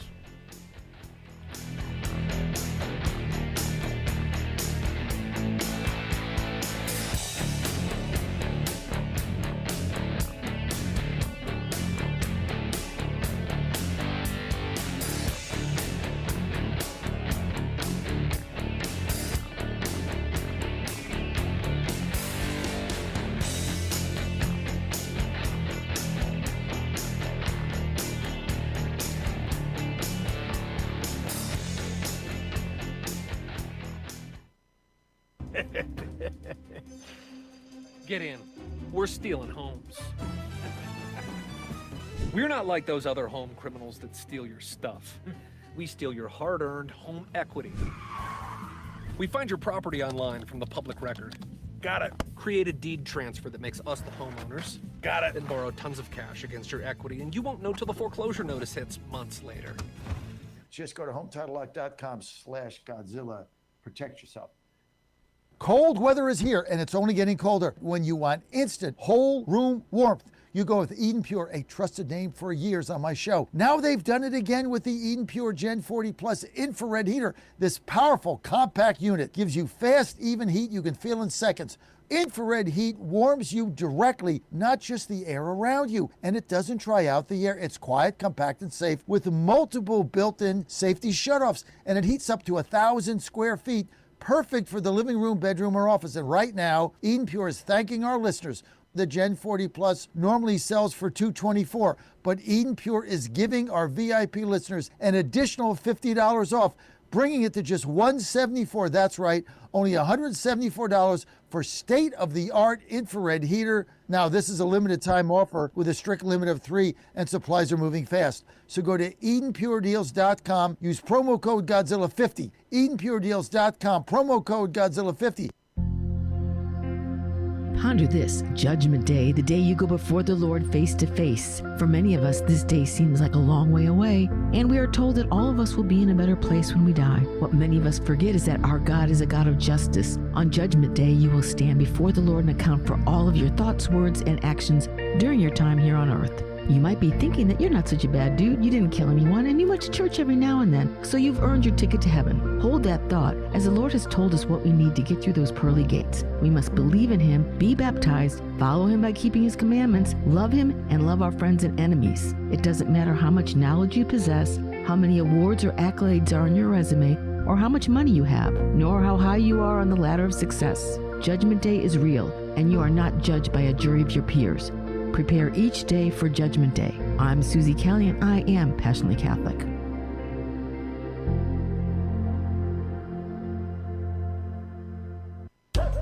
Is your pet ready for some pawsome fun? At Creekside Pet Hotel in Kennesaw, every day is a tail-wagging adventure. Whether they're romping with friends in day camp, enjoying a staycation in our cozy boarding, or getting pampered in our luxury spa, we make sure every furry guest gets the royal treatment.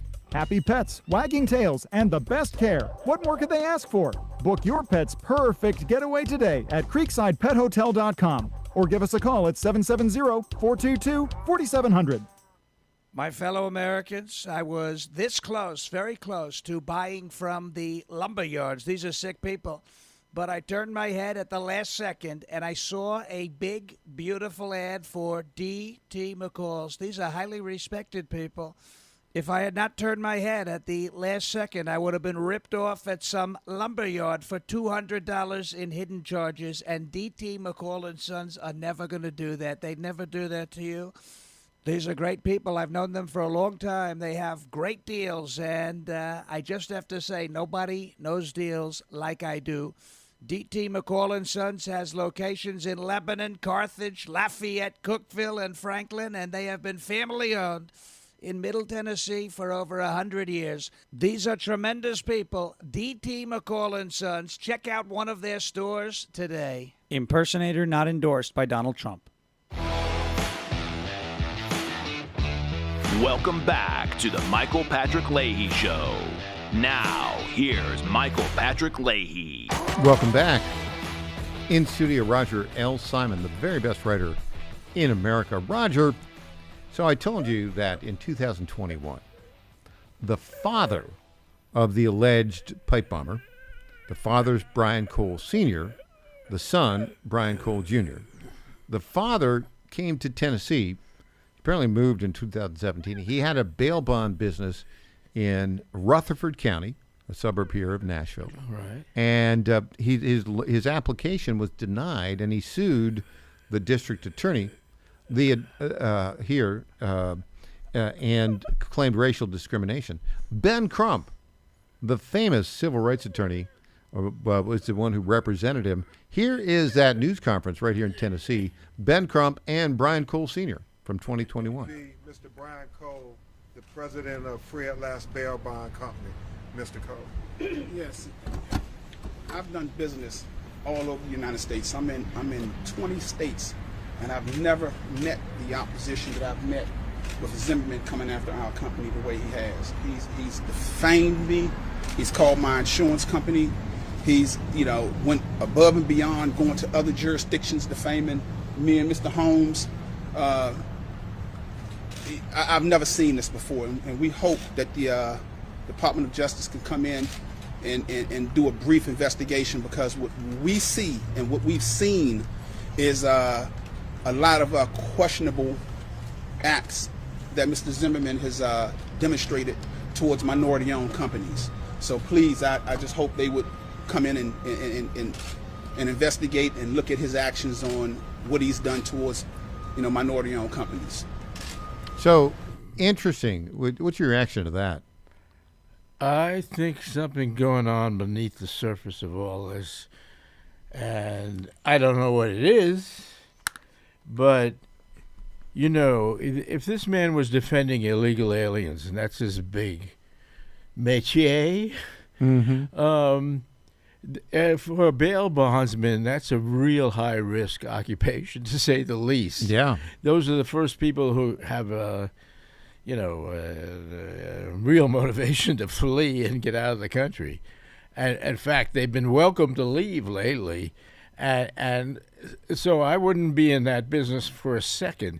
And I'm wondering who is financing him and what's really behind this. That's what I'm worried about. I mean, the racial discrimination thing is just the yawner of all time at this point. So I don't. There's something else going on here entirely, and it ain't good. So the pipe bomb planting took place on January 5th, 2021, and then, of course, January 6th were the riots, and then the arrest of all the people who were in the Capitol. The FBI investigation into who the pipe bomber was just hit a dead end in March of 2021. Now, let's remember who was president at that time. Joe Biden had just taken over. Christopher Wray was the head of the FBI. He brought in Merrick Garland to be the Attorney General in the Department of Justice. Now, timing-wise, Ben Crump, very high-profile civil rights attorney. Who paid for that? Or everything is... This was, I think, in the summer or early fall of 21, that press conference we just played. Notice his attorney is Ben Crump, who's very well connected to the Biden Department of Justice. Absolutely. They're calling for a Department of Justice investigation, which is weird, isn't it? For such a minor event, a guy was refused because he didn't show on his forms all his bankruptcies, and that's very normal, especially when you're in the bail bonds business, because be you're financially dealing with people's reliable. money. So the rest of this is that case apparently it ended up in a state case, and it ended up being appealed to the appeals court, and they basically said no. You didn't tell us about your bankruptcies, and it was proper not to get your license. But it does suggest there's already a familial connection between Brian Cole Sr. and the Biden Department of Justice. Yes, clearly. Okay, through Ben Crump. Yeah. Right. So obviously, and then you have now you're on to something here, and it'll be interesting to see what rolls out of this. So all of this evidence, Yeah. by the way, was just kind of sitting there in a room. Yeah. Okay. For 4 years. Yeah. It was called the Department of Overlooked. That department. Yes. It's interesting because Kash Patel, the director of the FBI, said, look, the Biden-era FBI just let it sit there. They didn't investigate. They didn't do what they should have done here. This thing could have been solved a long time ago. Now, the disgraced former top FBI guy under Biden, Andrew McCabe, that guy, didn't he get a pardon from Joe Biden? I think he did. Yes, he was on the pardon list. Yeah, he was on the auto pen list. Highly partisan guy, and he's now a CNN analyst on all these things. They asked him this question. Mr. McCabe, why didn't you look into this? Why didn't the Biden-era FBI look into it? Well, sometimes these things take a long time. Yes, sometimes they do. Yes, I'm not buying it. Right, like the Kennedy assassination. These things take forever, but they don't. Not this particular one. This guy left such an obvious trail; it's ridiculous. So it's not like you'd have to be, Sherlock Holmes to figure it out when you have,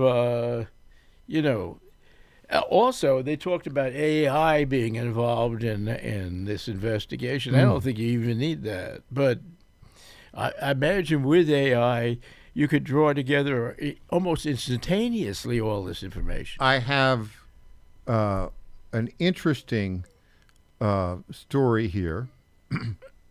Accused D.C. pipe bomber told FBI he believed the 2020 election was stolen, sources say. This is a CNN story. During interviews with the FBI, the suspect arrested in the pipe bomb probe told investigators he believed the 2020 election was stolen, providing perhaps the first indication of a possible motive for the bombs. The FBI arrested Brian Cole on Thursday on charges he planted bombs. Cole spent hours with FBI investigators and made multiple statements. The sources said. Dan Bongino, deputy FBI director, told Fox News on Thursday the FBI had interviewed the suspect at length but did not elaborate. Okay, my little spidery sense is going up on this story. Sources say. Yeah. What are you doing here, CNN? This does not look like a guy. This is not a pro-Trump guy. Not at all. This is you don't need your spidery sense. CNN is a propaganda outlet for the Democratic Party. That's all it is. And everybody knows that at this point, pretty much. And if you listen to CNN and believe what they say, that's because you want to believe that. I mean, that's all it is. You're part of their audience. You're looking for confirmation bias is the word. So NBC's going with the same thing. Yeah, exactly. This was just a couple hours ago, 8:14 Central Time, by Ryan Riley, the man charged with planting 2 pipe bombs near the Democratic and Republican Party headquarters on the eve of the January 6th attack on the U.S. Capitol, told the FBI he believed conspiracy theories about the 2020 election. According to 2 people familiar with the matter. Yes, that might be the same people who talked to. It's really amazing. Whenever you read the news or hear the news, whichever way you take it, whenever the sources are anonymous, you're being almost immediately that you're being manipulated or lied to, and the chances are like 2010. Also, that is absolute nonsense. Why this was an FBI interview, right? Okay, so this is this interview, which would have happened in the past 24, 48 hours. Oh, absolutely, yeah. No, yeah. Is part of it's part of the evidence to be brought before the jury. This is private evidence. Absolutely, this should not be leaked. Anybody who leaked it for a reason, lied about it, didn't. Boom. And totally. I mean, what has to be done in this culture is people who leak like that have to be prosecuted, but it doesn't happen. According to two people familiar with it. Yeah, right. I mean, come on. This is what this is either it could be the title of a John Grisham novel. Either it's made up, or a disgruntled Biden loyalist still in the FBI. Well, there are probably a lot of them. There are a lot of them. Yeah. Contacted CNN and NBC, and this is my theory, would be planted this story. Now, I think we need to watch how this all plays out. It seems to me, remember now how angry his father was in 2021 here in Tennessee when he claimed that he, subject to racial discrimination against. Right. There are other sources that say this guy, at the same level of confidence, was associated with Antifa and other groups. I just say it's interesting. The regime media is sticking to its game plan. I mean, they're just anything Trump that good for Trump, they're against it, and they're going to do whatever they can to report it. I think this particular use of quote anonymous sources by CNN and NBC is reprehensible. I would say I'd go you one better. I think it's evil. Yes, evil and reprehensible. It can be both. Obviously, it's something that's evil is reprehensible. Absolutely. When we come back, Roger, good news from the Supreme Court just happened late last night. The redistricting in Texas, they said, is okay. Yeah. You'll guess what the vote was? 6-3. No surprise. I can't. Gag me with a spoon.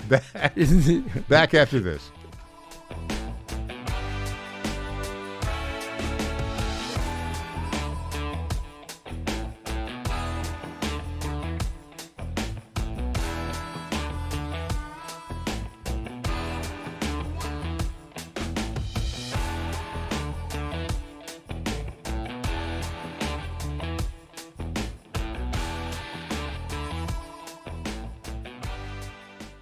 These illegal skill games that keep popping up, fights break out, they're illegal, we got drugs, we got gangs, they're all over the place. How do you get illegal slot machines in convenience stores when Governor Youngkin, you vetoed it, and no referendum, nobody passed it? How are they still here?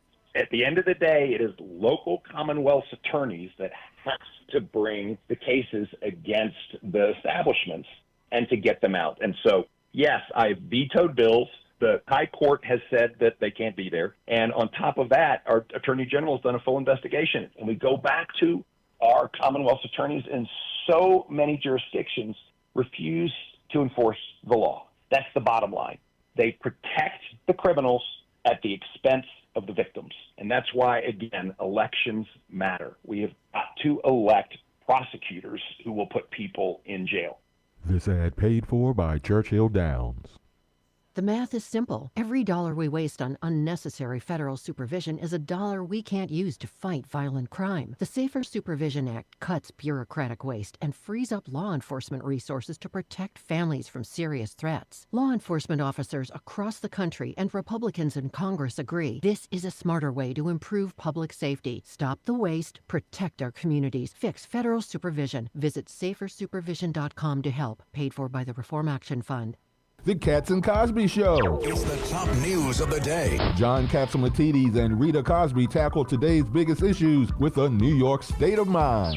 We are going to talk about dirty money.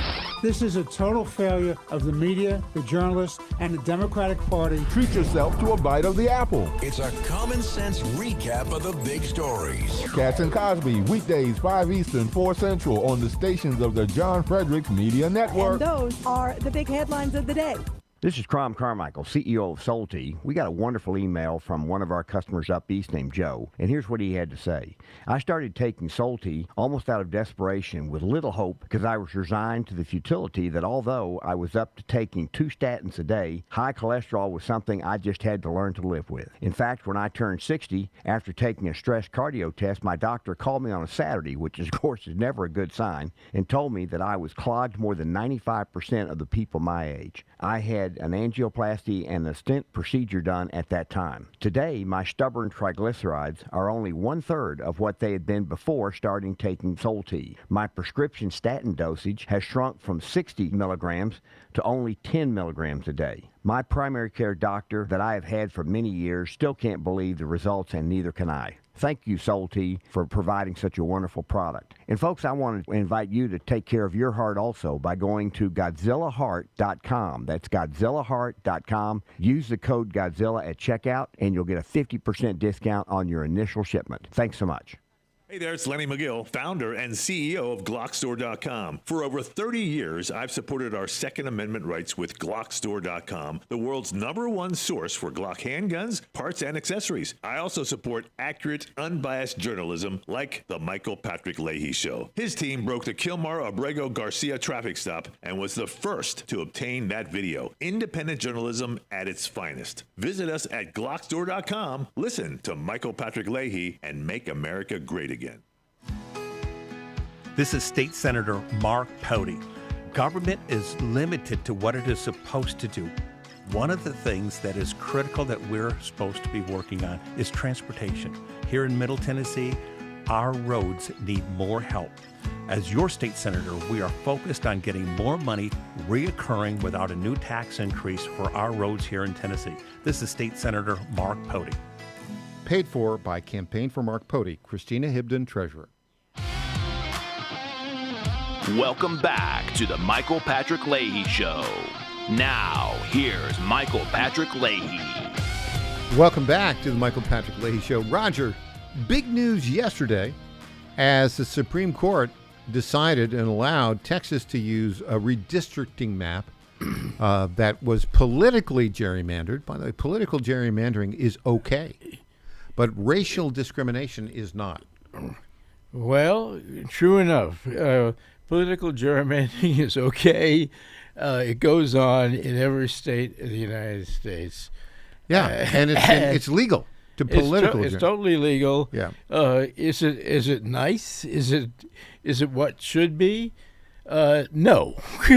On the other hand, it is what it is. What is. It's the reality, and both sides do it constantly. I mean, the minute they get an advantage in the state legislature, off they go. So, you know, I know this will surprise you. It was a 6-3 vote. Right. That's astonishing. Astonishing. And so the courts. When it's not 6-3, that's when it's astonishing. That's when there's. Yeah. So on the side of the 6 are the Clarence Thomas, Samuel Alito, Neil Gorsuch, Brett Kavanaugh, Amy Coney Barrett, and John Roberts. Those are all Republican appointed. Yeah. On the 3 who disagreed with the decision, Democrat appointees Elena Kagan, Sonia Sotomayor, and Ketanji Brown Jackson. Right. I know that will great shock jurist. you. If this were a Democratic states redistricting, it would have been a reversal. Well, not completely. You're right. I think it would have been 6-3. Yeah.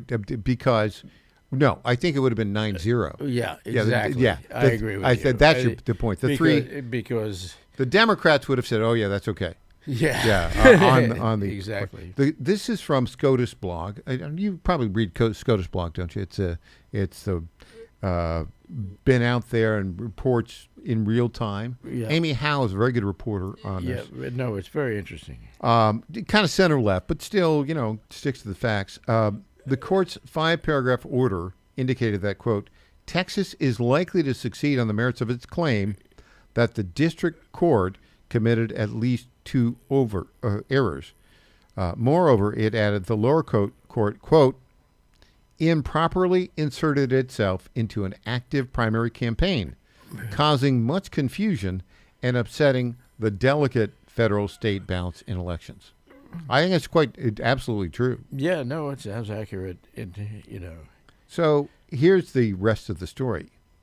Justice Elena Kagan dissented from the ruling in an opinion joined by Justice Sonia Sotomayor, the wise Latina, and Justice Ketanji Brown Jackson, the would-be Broadway star, who talks more than anybody. Yeah, who's flummoxed by the question of what a woman is. Right? Doesn't know the answer to that question. That's a toughie. Thursday's order, Kagan said, quote, announces that Texas may run next year's elections with a map the district court found to have violated all our oft-repeated strictures about the use of race in districting. Today's order disrespects the work of a district court that did everything one could ask to carry out its charge, that put aside every consideration except getting the issue before it right. Well, not really, right? Because if you look at the panel, see, let me go with this. On November 18th, a majority of the 3-judge district court panel blocked the state from using the 2025 map, but U.S. District Judge Jeffrey Brown, in a 160-page opinion joined by Senior District Judge David Guatemala, wrote that although politics played a role in drawing the map, it was much more than just politics. Substantial evidence shows that Texas racially gerrymandered in the 2025 map. Now, that's just a bunch of hooey. Yeah, of course. It's because, listen to this, the third member, this panel, by the way, they put their opinion out, but they did not tell the dissenting judge the opinion was going out. And so he had to, he put his opinion out later, and he just eviscerated them.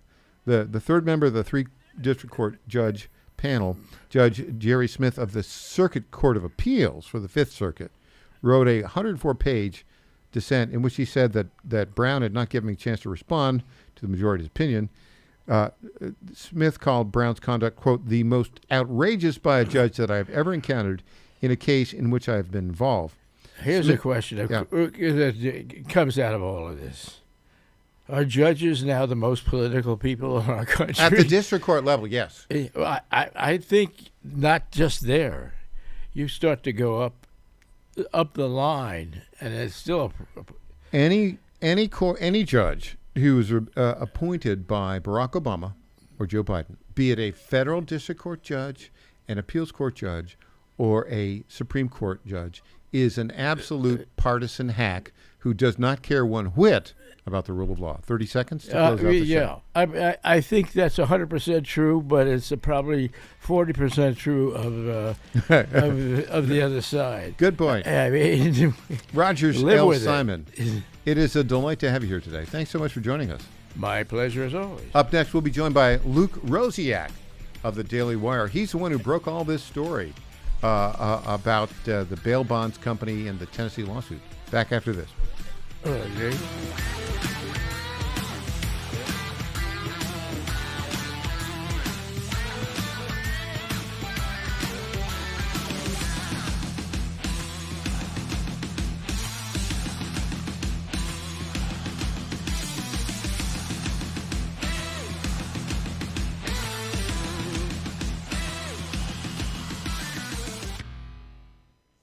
West Virginia Sports Nation gives you a top-of-the-mountain view of the Mountaineers sports landscape. See what's happening in all the sports, far beyond football, basketball, and baseball. Gymnastics, track and field, rowing, swimming and diving, golf, volleyball, tennis. More sports, more stories. If the Mountaineers play the game, WVSportsNation.com has it covered. Up-to-date and insightful articles written by Mountaineers for Mountaineers Nation. WVSportsNation.com. WVSportsNation.com. WVSportsNation.com.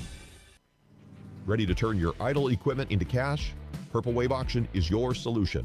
We specialize in no-reserve online auctions, bringing nationwide buyers to your doorstep.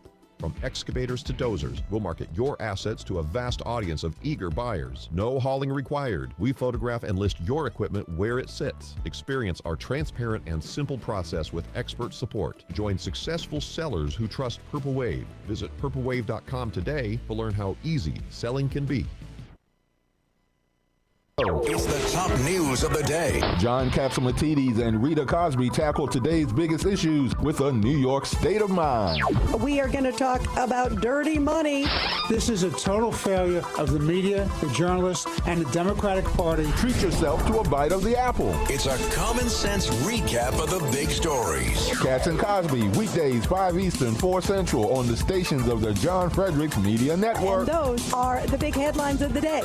John Fredericks loves his radio and TV audience, but did you know how to follow the Godzilla of Truth wherever you go? Download the John Fredericks Radio Show app to listen live nationwide. For the daily chit-chat, Trucking the Truth, download the Getter app and join the morning fun on Getter Live from 6 to 10 a.m. Follow John Fredericks on Getter, Truth Social, or Twitter. Get your truth by the truckload from America's Godzilla of Truth, the John Fredericks Show, weekdays 5 to 9 a.m. on WENO Nashville, KQPN West Memphis. Breaking news at Town Hall. I'm Bob Agnew in Washington.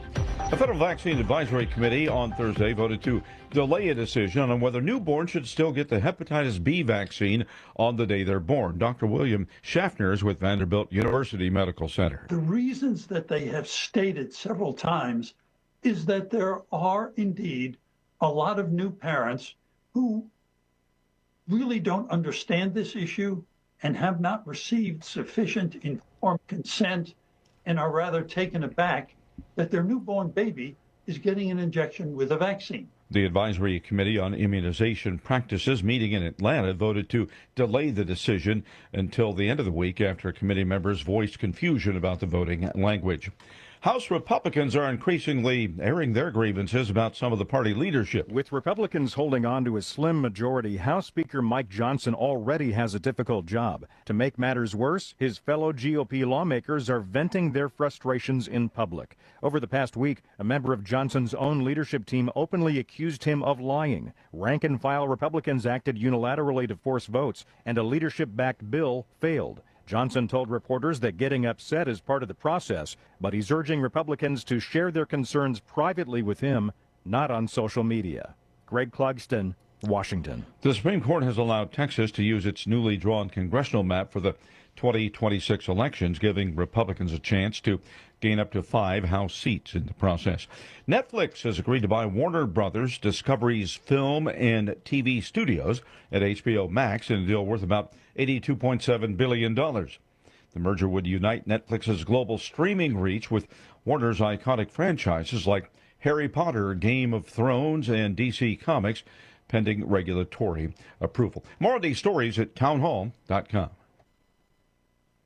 Hey, it's Mike Gallagher. The holidays are right around the corner, and you know what that means. Travel, gifts, family gatherings, and a whole lot of spending. Here's a way to get ahead of it all. Call my friends Mike and Brian and the team at Fellowship Home Loans. Rates have dropped again. That means you could refinance, lower your monthly payment, even skip your next 2 mortgage payments. That's right, 2 months with no mortgage payment. Put away the checkbook. Keep that money for the holidays. You won't be making any more payments till 2026. Maybe you're not looking to refinance, but you need access to cash. Well, Fellowship now offers their own HELOC and line of credit. Approval just takes a few minutes, and you can have funds in your account in as little as 4 days. Use it to pay off bills, finish a renovation, or simply get ready for the new year. Just go to fellowshiphomeloans.com/Mike G, fellowshiphomeloans.com/Mike G, or call 800-510-MIKE, 800-510-MIKE, 800-510-6453. Fellowship Home Loans, mortgage lending by the book. Nationwide Mortgage Bankers, DBA Fellowship Home Loans, Equal Housing Lender, NMLS number 819382.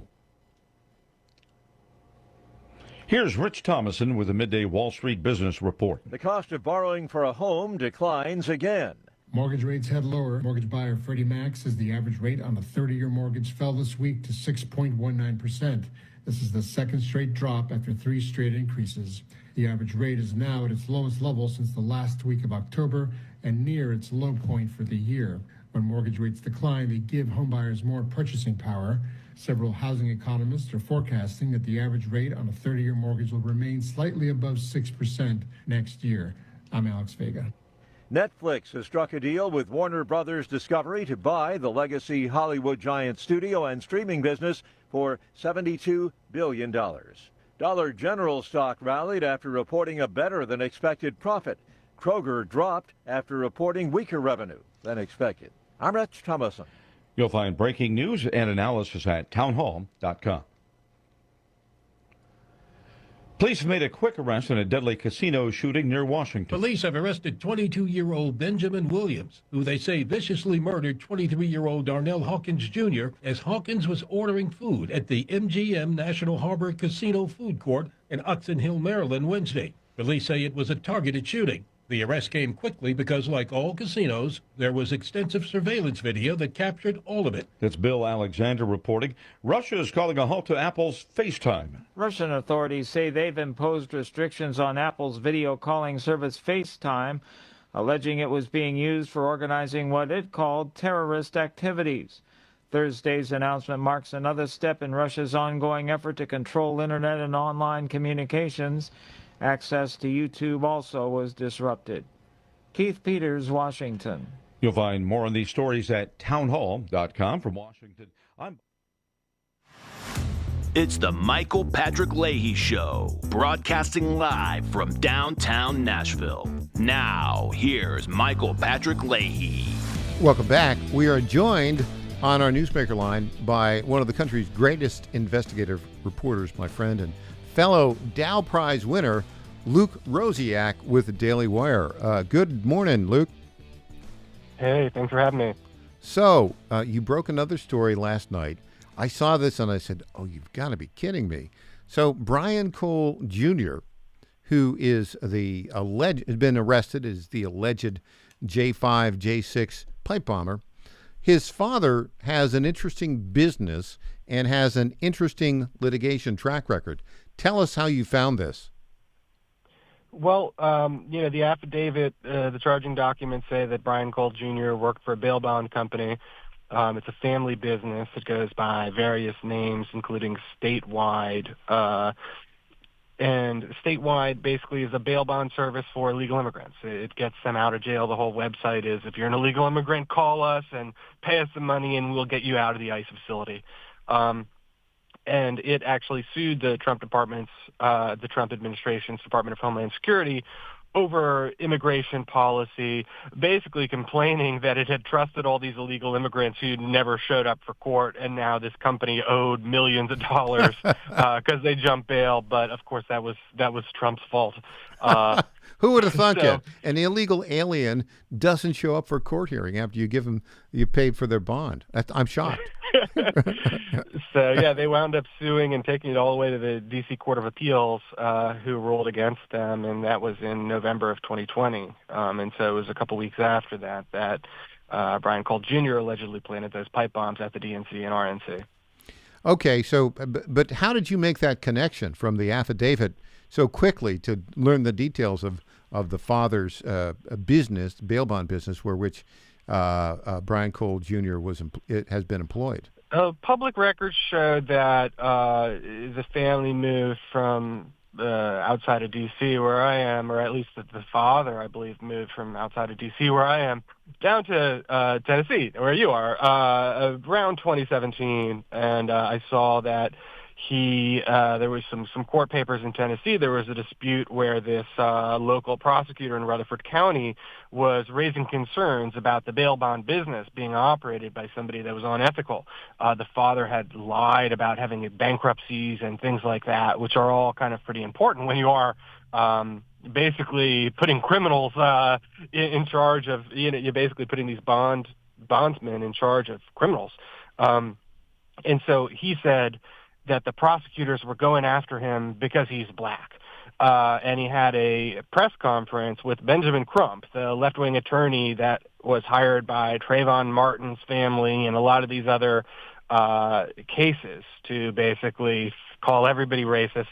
And in this case, he was asking the Biden administration's DOJ to somehow look into or investigate this local prosecutor that obviously does not work for the federal government, just because the prosecutor was raising concerns about bail bond businesses operating in his jurisdiction, saying it's all because it was a racist. And a couple of years later, actually just April of this year, the Tennessee courts fully looked into that, and they were like, no, this guy was doing all kinds of violating all kinds of rules. This is why the prosecutor was looking into them. So it was a false accusation of racism, and it was an attempt to a direct request that the Biden administration at the highest levels would somehow get involved with this random prosecutor, just based on spurious claims of sort of typical left-wing accusations of racism. So, Luke, the story from this morning comes from both CNN and NBC are reporting that two sources familiar with the investigation are telling them that the alleged pipe bomber, Brian Cole Jr., thought the 2020 election was stolen. Now, our fellow Dow Prize winner, Susan Crabtree, put this post out just a little bit ago, about 53 minutes ago.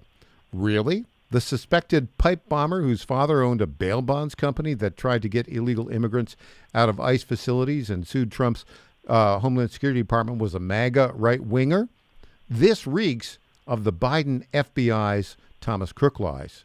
That was my reaction as well. What's your thought on that, Luke Rosier? Yeah, I mean, I haven't confirmed anything like what's in those stories. I guess we'll see, but I think one of them is by like Natasha Bertrand. That was, you know, basically one of the architects of the Russia hoax, totally discredited.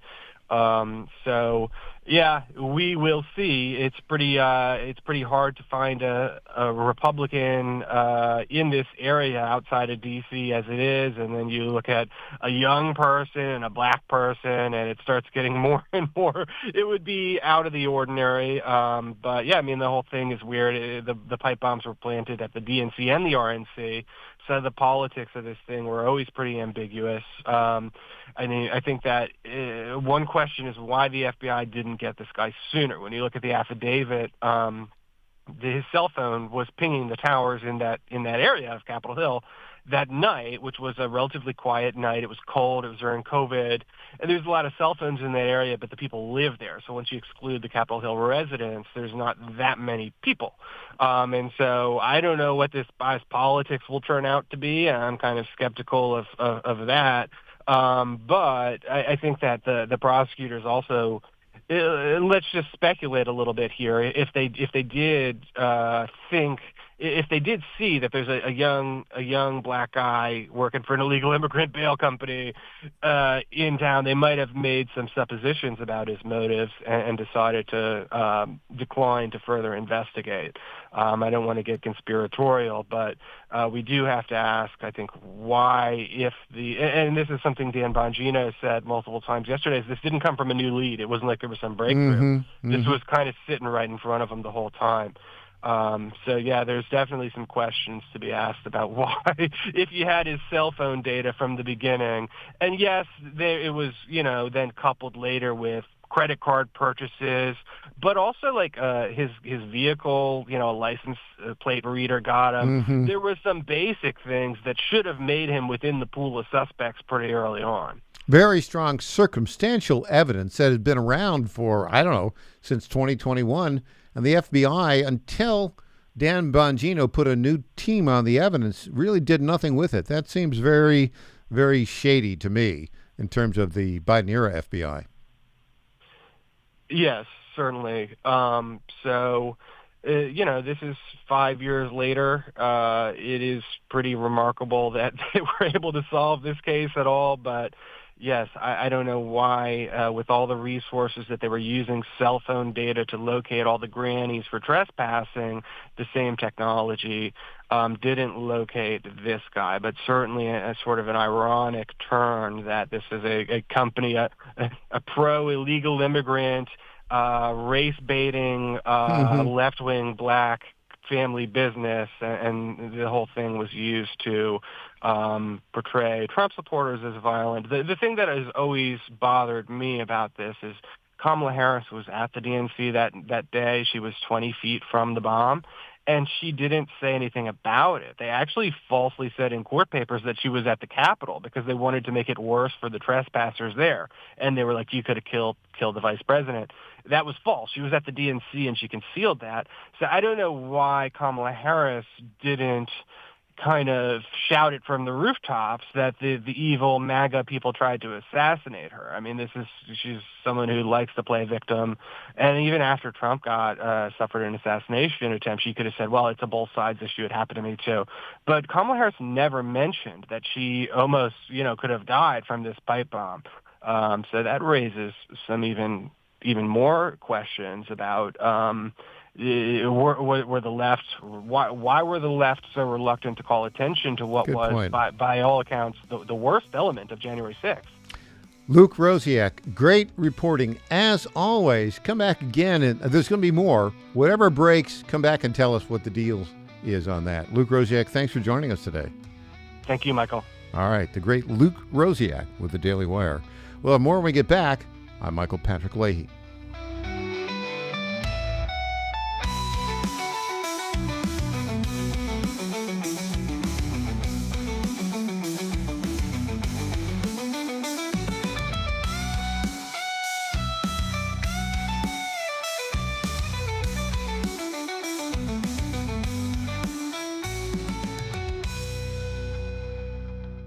Hi folks, John Fredericks here for Freedom Alliance. Veterans are still struggling with the wounds of war. They came home with injuries that changed them forever. The flag-burning troublemakers in our streets remind me how fortunate we are to have patriots who served and fought, sacrificed, and never complained. We need to support them through organizations like the Freedom Alliance. It's Military Appreciation Month and time to support those who serve. Freedom Alliance is caring for combat veterans and military families. Combat veterans fought in the worst, most dangerous places on earth. Freedom Alliance takes them to nature's most relaxing locations so they can heal. Freedom Alliance gives injured troops mortgage-free homes, new cars, and all-terrain wheelchairs. For wounded vets, there's nothing like the stability of your own home, the reinsurance of a reliable vehicle, or the independence of a wheelchair that navigates snow, ice, beach, pasture, or most any terrain. Let's fight for those who fought for us. Go to freedomalliance.org/Godzilla and make a monthly gift that will improve the life of a military hero. That's freedomalliance.org/Godzilla. Make a contribution today. If you're like me, most moms find it difficult to prioritize self-care.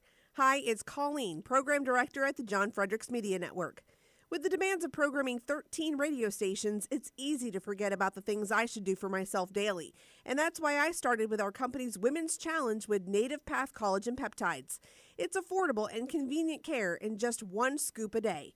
There are so many incredible health benefits like bone and joint support, metabolism booster, and hair, skin, and nail improvement. I like to take a moment each day to prioritize myself and indulge in the health-boosting benefits of Native Path Collagen Peptides. I love mixing it up with all the different smoothie recipes, too. Learn more about Native Path Collagen Peptides and read 7 important reasons why you should be taking collagen peptides at getnativepath.com/Godzilla. Prioritize your self-care with Native Path Collagen Peptides. Try it risk-free for as low as $21 today and get free shipping at getnativepath.com/Godzilla. Target.com. Target.com is an online e-commerce tire retailer. We are here to serve the American public with the best possible customer service, the best pricing, and we make it extremely easy. We have many name brands and a lot of low-cost tires. The price is right, and it's easy. You go online to Target.com, Tireget.com, Target.com. You go there, you put your zip code in, all the inventory displays right in front of you.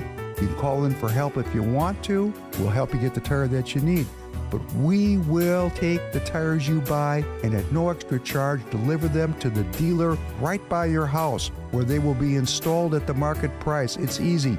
The best price, the best service. Great people to deal with. Thank you for going to Target.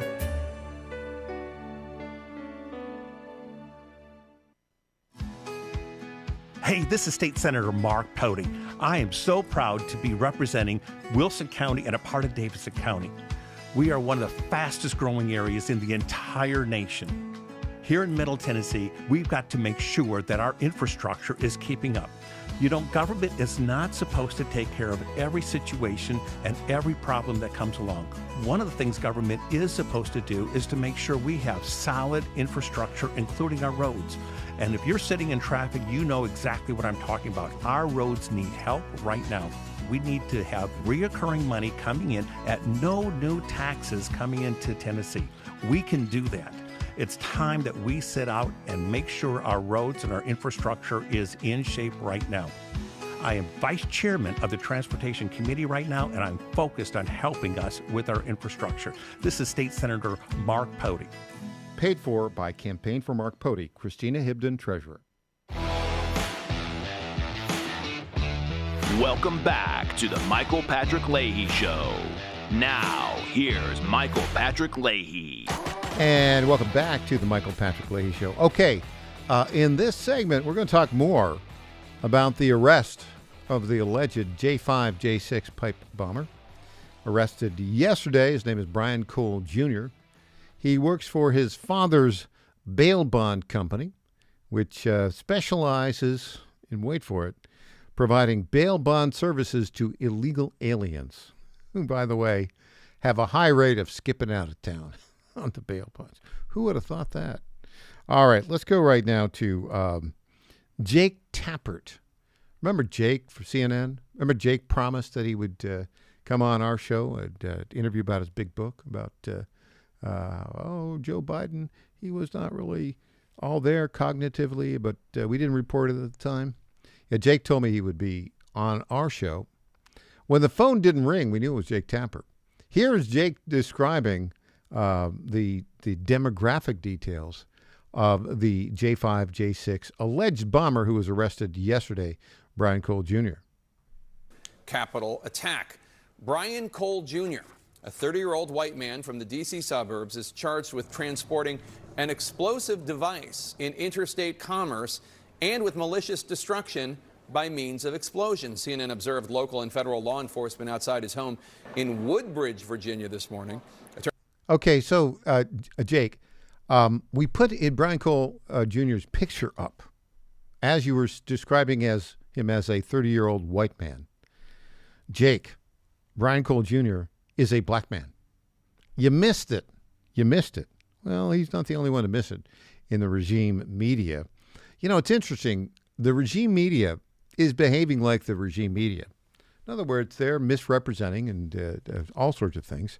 Dan Bongino here, clip 4, was talking a little bit. Well, we're going to play some clips from Dan Bongino, Andrew McCabe, former FBI guy, and then Jeanine Pirro. So let's start off with Dan Bongino right now, clip 4. You did not find any new evidence. It was all there, had been there for the longest period of time. The only difference between you and Director Wray and the Biden DOJ is they did not prioritize it. Why? And I know it wasn't easy to solve, but you did it in 8 months. Yeah. Sean, I don't know what the hell this prior leadership team was doing outside of, targeting political opponents, weaponizing the FBI, destroying its reputation, embarrassing agents that are doing really good work out there, catching terrorists, CCP spies, and everyone else. It's almost like they were intentionally trying to decimate faith in institutions. It's horrifying.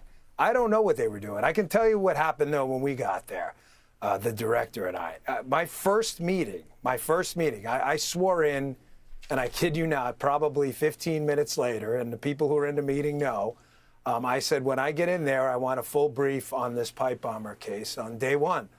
And I looked at the case agent after getting a full brief on what they'd done, and they had done a pretty extensive amount of work. They had chased down, I think, thousands of leads, 6,000 plus interviews had been conducted, hundreds of tips, and it still was relatively stale, the case. And I grabbed the case agent on the way out, and I said, "You're going to get me this guy. You're going to track this guy down, and you're going to find him. You're going to get me this guy. I want him." And that started what's been almost a 9-month operation right now to make sure that we could get full accountability and transparency to the American public and find this guy. And today we did. But Sean, I have to add this because this is really important. You've heard all the cliches, team effort. You hear it all the time in sports. I said it today at the presser, but I want to emphasize this. This was a team. Judge Jeanine, Deputy Attorney General Blanche, people you and I know very well, AG Bondi. You cannot do anything in the FBI without DOJ process, subpoenas, drawn paper, search warrants, complaints, arrest warrants. Who do you think does that? It's not just us. We're the investigators. They're the lawyers. So that team from day one. Okay, so let me just add this. I want to make sure everybody understands. 30-year-old Brian Cole Jr. has been charged with this. He is the alleged J5, J6 pipe bomber. Now, Andrew McCabe, the one who was a former high-up FBI guy under Joe Biden, the one who got a pardon from Joe Biden, that guy now makes his living as a CNN analyst. They asked him, why did it take so long to arrest this suspect? Here is his answer, clip 7. And Director McCabe, I mean, can you help us understand a little bit more of how this might be possible? Because it had felt like a pretty stunning cold case for quite some time. Is there any truth, do you think, to what the Attorney General and those were saying, that it was ignored? Or how do you understand the facts at hand? Yeah, it's really hard for me to believe, Casey, that it was ignored over the last many years. I think Evans characterized it well. You bring in a new team to look at the evidence you have in a different way, to maybe see things that your investigators who've been beating their heads on this stuff for years haven't seen. But ultimately, what you have here is an incredibly detailed data collection. And I'm sure a lot of that data was collected before this new refresh took place. But what they've done is they've taken every single piece of the bomb, from the end cap to the pipe to the battery connectors to the wires used, every little piece. They've identified where those things are sold, and they looked at the populations of people that bought each one. And as you layer that information on top of each other, you cross-correlate all that data, a smaller and smaller population of people begins to emerge. And some of the people in that population will be electricians or plumbers or people who would buy those things normally in the course of their work. But eventually your bomber, or a small group of potential bombers, rises to the top. And then you can do the very localized surveillance sort of work that's required to kind of take that next step. I'm sure some version of that was happening for the entire time they've been working this case. Let's remember it took the FBI 18 years to find the Unabomber, right, after his first bomb in 1978. Okay, I can't take it anymore. Yeah, it took them that long to investigate it. No, they weren't looking at it. Here is more detail on this from U.S. Attorney for the District of Columbia, Jeanine Pirro, who will be prosecuting this case. This case involved millions of pieces of data, and it is a huge win because it was like finding a needle in a haystack. So much of this evidence was very specific, but a lot of it was also very general. For example, there were 233,000 black end caps of the type that were used in this case. I want you to think about the fact that the FBI had to go through the sale of every one of them to try to find commonality with an individual, along with the purchase of the pipe itself, the cap ends, the wires, the steel, and the 9-volt batteries. Every one of those had to be mined and remined to the point where we were able to then connect. And make no mistake, it was this administration, it was this president who made the decision that we were going to use all of our efforts to get it done. And get it done, they did. Yeah, they did.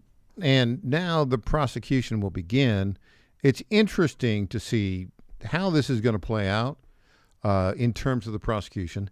I am really tracking some of the reporting by the regime media, which seems to be very suspect, trying to put out this narrative that, wait for it, that this young black man whose father's company sued the Trump Department of Homeland Security because of the way that they were handling the bail bonds company that provides a bail bonding for illegal aliens who were skipping town, and also claimed racial motivation in a lawsuit against the Rutherford County DA that was thrown out basically just recently because the guy, his dad, had some bankruptcies that he concealed in his licensing. It's going to be very interesting to watch this. And I think right now the team has presented very, very good circumstantial evidence. I don't think the circumstantial evidence will be sufficient. So what has to happen next? I'll tell you what I think has to happen. They've got to bring in others who were involved. I think it is unlikely that this Brian Cole Jr., 30-year-old man, acted alone. I think there may be somebody else involved. We'll see. Back, if all goes well, with Craig Huey. Craig will provide us an analysis of the results of the Tennessee 7 special election in just a moment. I'm Michael Patrick Leahy, back after this.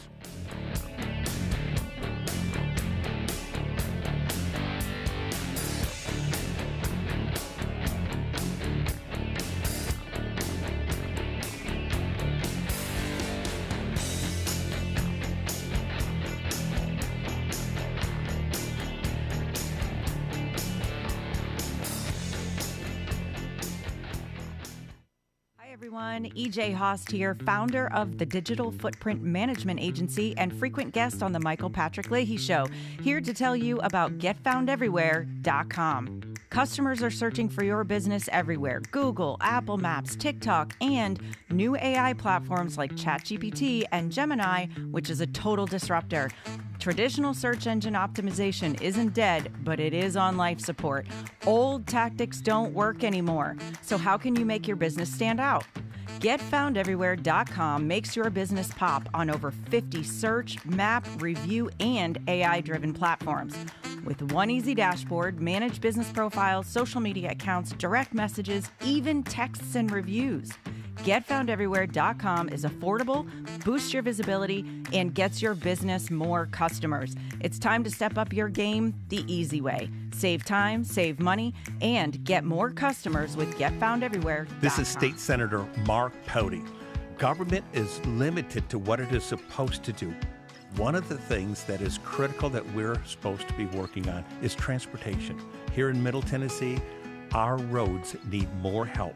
As your state senator, we are focused on getting more money reoccurring without a new tax increase for our roads here in Tennessee. This is State Senator Mark Pody. Paid for by Campaign for Mark Pody, Christina Hibden, Treasurer. I'm Lenny McGill, founder and CEO of GlockStore.com. For over 30 years, I've supported the Second Amendment rights of free men and women to protect themselves and their families with firearms. We offer the very best in both selection and prices on Glock handguns, custom Glocks, Glock magazines, and high-performance shooting accessories at GlockStore.com. We also have the finest retail showroom and our Shoot 270 shoot rooms right here in Nashville, Tennessee. Come visit us at GlockStore.com, and you'll be glad you did. My fellow Americans, my good friends, I've known them for a long time, at D.T. McCall & Sons have the deal of a lifetime for you, and nobody knows deals like I do. That much I can tell you. Nobody knows deals like I do. The lumber yards, they can hit you with hidden charges for up to $200 extra. They'll charge you for cords and hoses and haul-offs. Your money goes all over the place and out of the state, and most importantly, out of your pockets. How do they get away with that? I don't know how they do that, but on day one, if you buy from McCall's, we are going to stop the hidden charges as soon as you buy it. D.T. McCall & Sons has locations in Lebanon, Carthage, Lafayette, Cookeville, and Franklin, and they have been family-owned in Middle Tennessee for over 100 years. Head to one of their stores today or check them out at dtmccalls.com. You're going to love it, believe me. Impersonator not endorsed by Donald Trump. Welcome back to the Michael Patrick Leahy Show. Now, here's Michael Patrick Leahy. We are delighted to welcome into our studio right now the one, the only Craig Huey. Hey, good to see you, Michael. The best database marketer in the world. Thank you. Who moved from California. California refugee. You're a California refugee. Okay, so before the TN7 special election, yes, you had a warning. And I did. And the warning was the left is very organized. Yes. They are going to get out the vote. Yes. And the local Republican Party not doing so hot in that. And even though the final result was a 9-point victory for Matt Van Epps in that 25% of the district where Democrats were very organized. Yes. In Davidson County, both in the early voting and on election day. Yes. They totally stomped the Republicans. It was frightening. Yeah. I looked at the numbers, and in the end, Afton Bain won Davidson County, Nashville by 78%. Right. It was even worse, however, early voting. That's right. She got like 86%. That's where she shined, and the Republican Party was asleep. The Davidson County Republican, let's be honest. Yeah. Totally asleep. Yeah. Not doing anything to get outside. And the state party. Yeah. What saved this election outcome, the National Republican Congressional Campaign Committee brought in their regional director, and he did a terrific job getting out the vote on Election Day. On Election Day, and that is the problem. They were asleep. They lost 2 weeks. Once they saw the poll, they started to wake up. And they realized this was not the sure thing they thought it was going to be. And then they started to panic. And quite frankly, this is an early warning to Tennessee for school boards, for aldermen, for commissioners, for judges, and for congressional campaigns for the House, variety of different things. This is an early warning. The school board thing you've talked about before. Oh, yes. And the local elections, what happens is that all of these various left-wing groups, Indivisible, Tennessee Immigration Refugee Rights Coalition, Equity Alliance. Yes. They're all nonpartisan. Right. Give me a break. All they do is get Democrats out to vote. That's right. But what you just said nails it. They get not only Democrats, they get marginal people who could vote Republican or would not vote, but they do vote because there's an issue they've identified that has mobilized them. And here's the thing. Tennessee, a lot of people were saying this is like Madani in New York, being able to win New York City. And in a sense, she tried to copy precisely some of the techniques Madani used. But there's some differences in Tennessee than New York. And as being a Californian, they stand out. Most people don't recognize it. New York, you don't have voter ID. Tennessee, you do. New York, you don't. You have ballot harvesting. And in Tennessee, you don't have ballot harvesting. New York, you have drop boxes. Tennessee, you don't have drop boxes. These are key things where fraud can't go on, and it restricts illegals from being able to vote. That being said, what Afton Bain did in being able to organize in such a short notice, special elections are crazy. I know. I've run in a special election. You almost won one. I almost won. California. They come so fast, and you have to organize quickly. Madani planned things out a year in advance. These candidates, they had a short window, and they had to move fast. And she had an infrastructure behind her. She had the infrastructure already started. Yeah. She wasn't able to do petitions on immigration and ICE and abortion and get coalitions together like Madani did, but she was able to mobilize groups. She did an incredible job of something the Republicans don't do, conservatives don't do, and that is peer-to-peer. Yeah. They developed where you would have your 5 or 10 friends. Yes. And you'd be responsible for getting them to vote. And she mobilized that. And I would say, when you say she mobilized it, the whole left-wing team. Yes. She's part of that left-wing team. Well, remember, she was an indivisible organizer. Yeah. She understood an indivisible, a national organization that is from the 2016 on has been an incredible force on the radical left. This group, Indivisible, well-funded, did training for everyone in Afton Bain's people where they sat in and learned how to talk, how to call, how to text, how to go door to door. They mobilized people based upon a training program where they were educated on what to do and what to say. Now, in contrast, our friends at the Davidson County Republican Party, and I want to break down the counties differently. Yes. Because I think in Williamson County, there was some organized get out the vote effort. But in Davidson County, very minor. Oh, okay. Very minor. In Davidson County, what you saw was a bunch of people kind of waving signs. Yes. On Election Day. Yeah. Now, let's contrast that with what the Democrats did. And Yes. I know because I've talked to several people who live in Davidson County. It's multiple door knocks, multiple phone calls. Boom, Yeah. boom. I'll tell you one other difference we didn't say. And this election would have maybe been different. Mhm. You know, first of all, Afton Bain, you know, what she said about Nashville, what she said about Christianity, what she said about different issues, kind of rocked. But what it did is it mobilized conservatives and Republicans and gave a talking point to the base. But, Kay, it mobilized conservatives and Republicans in the 13 counties outside of Davidson County. You're right. It became national attention, actually. But here's the thing. If you were in that district, you would have gotten a text from President Trump.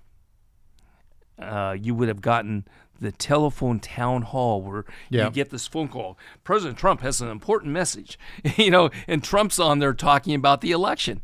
And that plus the last minute organization saved the day. But when you talk about it, there's a 13-point difference from what it should have been. Well, I'll talk about that in a bit. I think what did save the day was a combination of the National Republican Congressional Campaign Committee getting the vote out on Election Day. And they brought a whole bunch of people in and did really good job on that on Election Day. Yeah. Also, the conservative ecosphere of the media. This program. You kept mobilizing people to go out. WUTN. Yes. Stephen K. Bannon's War Room. Yeah. Clay Travis on his program. He lives in this district, and he said, I'm not going to let this so-and-so woman be my, and go out, and he encouraged people would listen to his show. I heard somebody on his show who lives in Clarksville. Yeah. I didn't know I lived in that district till I heard you say it, so I went out and voted. Yeah. So that is really what saves the day. Did. But here's what's not seen by the Republicans. They can say, we won by almost 9 points. Yeah. We were able to win the election. And, of course, the reality is all you need is to have a vote to win. But they did lose what they should have been able to do. They should have been no-brainer. They should not have had to worry about spending money. It's a little different, though, if you look at this, because if you compare it to, like, 2024, Megan Barry was a disgraced former mayor. She didn't have a lot of money. No. And so all of this... But it's a Republican conservative area. I understand. Yeah. But the whole team on Afton Bain's side raised between $6 and $10 million. And they outspent Matt Van Epps. Wait. I'm not sure you're going to be right on that. When the final record comes, What do you think? The amount of conservative groups that put in money as independent expenditures, it was overwhelming. But the conservative group spent most of that money on television ads. Yeah. So, and terrible. Direct mail can be done properly. It was horrific. Well, but let's go to that point. Yeah. So I talked to Crum Carmichael was in, and he lives in Davidson County. Yeah. And he has Democrat friends who live in the district. Yeah. And they didn't necessarily weren't crazy about Afton Bain, but all of them had person-to-person door knockings 3 times. Multiple times. That's smart. Okay, so that's here's, what the Republicans should have and done. and the peer-to-peer connection. Yes. Multiple text communication. Oh, yeah. What the Republicans do. It was a machine. It became a marketing machine. Well, of course you would know that. Yes. But the kind of the tried and true thing on the Republican side, let's send a direct mail piece. Yeah, it's the old-fashioned consultants. That's the big problem. Consultants get rich, and they don't have to do much, and they do things they did 20 years ago. It's a new marketing game, and she understood it. Yeah. Van Imps, he did not. Well, his team did when you said there's a way to do direct mail. Yes. What's that way, and why did the Republicans not do it in these key areas? Well, a couple of things. First of all, direct mail needs to be targeted to an audience based upon their political preferences. Not a generic not one piece for Afton everybody. Bain is terrible. You don't send out a postcard screaming and yelling. Voters just glance over that and throw it away. Yeah. You need to do something intelligent. So whether it's digital or whatever, she for example, she used geofencing. Mm-hmm. So she geofenced so that everybody knows geofencing is where I can go back in time to any event. I can go back to a Democrat rally like No Kings. I can go back to a liberal church. I can go back to any group I want to in time and pick up who was there through their mobile phone, and then be able to send them YouTube videos, Facebook, Instagram, TikTok. I can then do that, and I've got the data. I know what those people are interested in. If there's an immigration rally, I can send immigration. Mm-hmm. If there's a rally, it's very particularized. Very, yeah. And so here's the bottom line on all this. The Republicans pulled it off last minute. The Democrats, the Republicans looked at her victory speech. Oh my gosh, she must, been high because she was so excited. Well, she was very happy. She was wearing a rhinestone cowgirl outfit, and she was attempting to sing Dolly Parton's 95. It was very sad. But here's what is the key here, and we don't recognize it. The Republicans, all this is going to go away, and when 2026 comes up, they're going to start over. She's maintaining the data. She knows who the volunteers were, who did peer-to-peer, neighbor-to-neighbor, friend-to-friend. She knows who was on texting, phoning, knocking on doors. She built a database of people who went out because they said, yes, I'm going to vote for her. And they're going to keep that and build upon that for the local, for the state, and for the national campaign coming up in 2026. Yeah.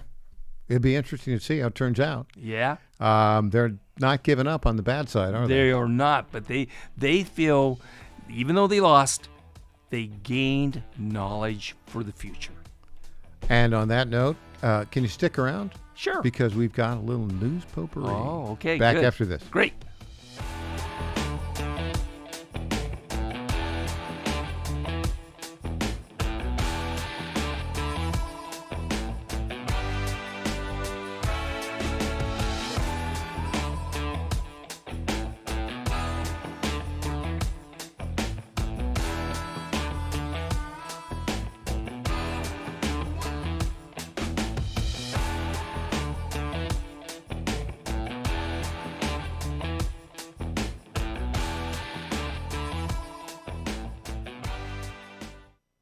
Tom Carmichael, CEO of Soul Tea, a supplement to help you have a healthier heart and stronger cardiovascular system. At Soul Tea, we regularly get emails from our customers telling us how Soul Tea has helped them. Like this one from Kelly. Hello, I'm 58 years old and have had high cholesterol for years. I wanted to stay away from prescription drugs. My husband and I have been using Soul Tea for about 13 months. My results have been amazing. My cholesterol levels went from 291 to 129. I am so impressed with Soul Tea and want to thank you. Now, in my own case, my bad cholesterol dropped from 130 to 89, and that was 20 years ago. I'm 75 years old and I take 0 prescription drugs. To get a great deal on Soul Tea, please go to GodzillaHeart.com, and when you check out, use the code Godzilla to get our best deal, which is 50% off your first shipment, and then 3 bottles for the price of 2 thereafter.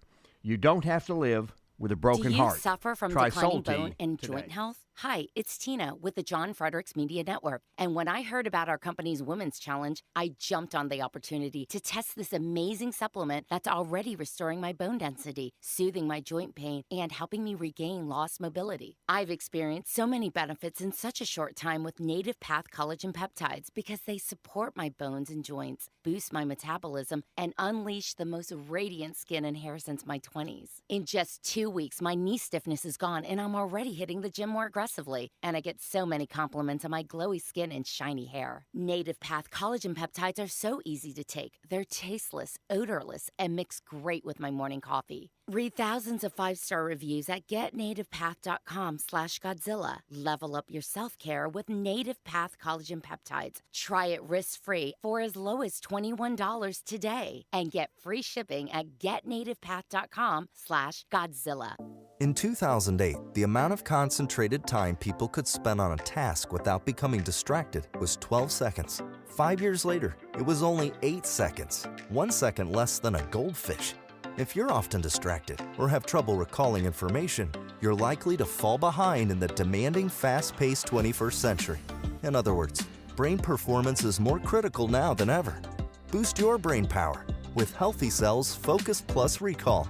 Science-backed nootropics to help you sharpen focus, concentrate longer, enhance recall, improve mental speed, learn rapidly, and be more alert. It's a pill-free brain supplement made with maximum absorption ingestible gel technology, designed to feed your brain at the cellular level. Take it for a test drive. Go to healthycell.com and use code GODZILLA for 20% off your first order of Focus Plus Recall. That's healthycell.com, code GODZILLA for 20% off. Welcome back to the Michael Patrick Leahy Show. Now, here's Michael Patrick Leahy. Welcome back to the Michael Patrick Leahy Show. Well, Craig Huey, it's that time of day again. It's time for News Potpourri. Awesome. Yes, ladies and gentlemen, News Potpourri. This is the portion of the program where we talk about those stories that of note, don't necessarily merit a full segment, and may have, just may have, a touch of irony. Well, you know who's angry today? Who's Craig? that? Tim Walz. Oh. He's angry. Oh. He's an angry man, the governor of Minnesota. Here, let's see why he's angry. Are you okay with the president calling our neighbors garbage? Are you okay with him referring to Minnesota as a hellhole, unfactually untrue? This creates danger. And I'll tell you what, in my time on this, I'd never seen this before. People driving by my house and using the R word in front of people. This is shameful.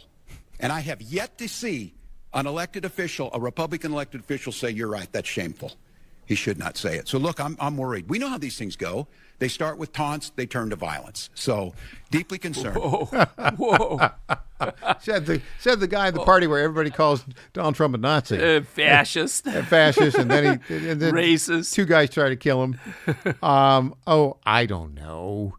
The R word. Can't use the R word.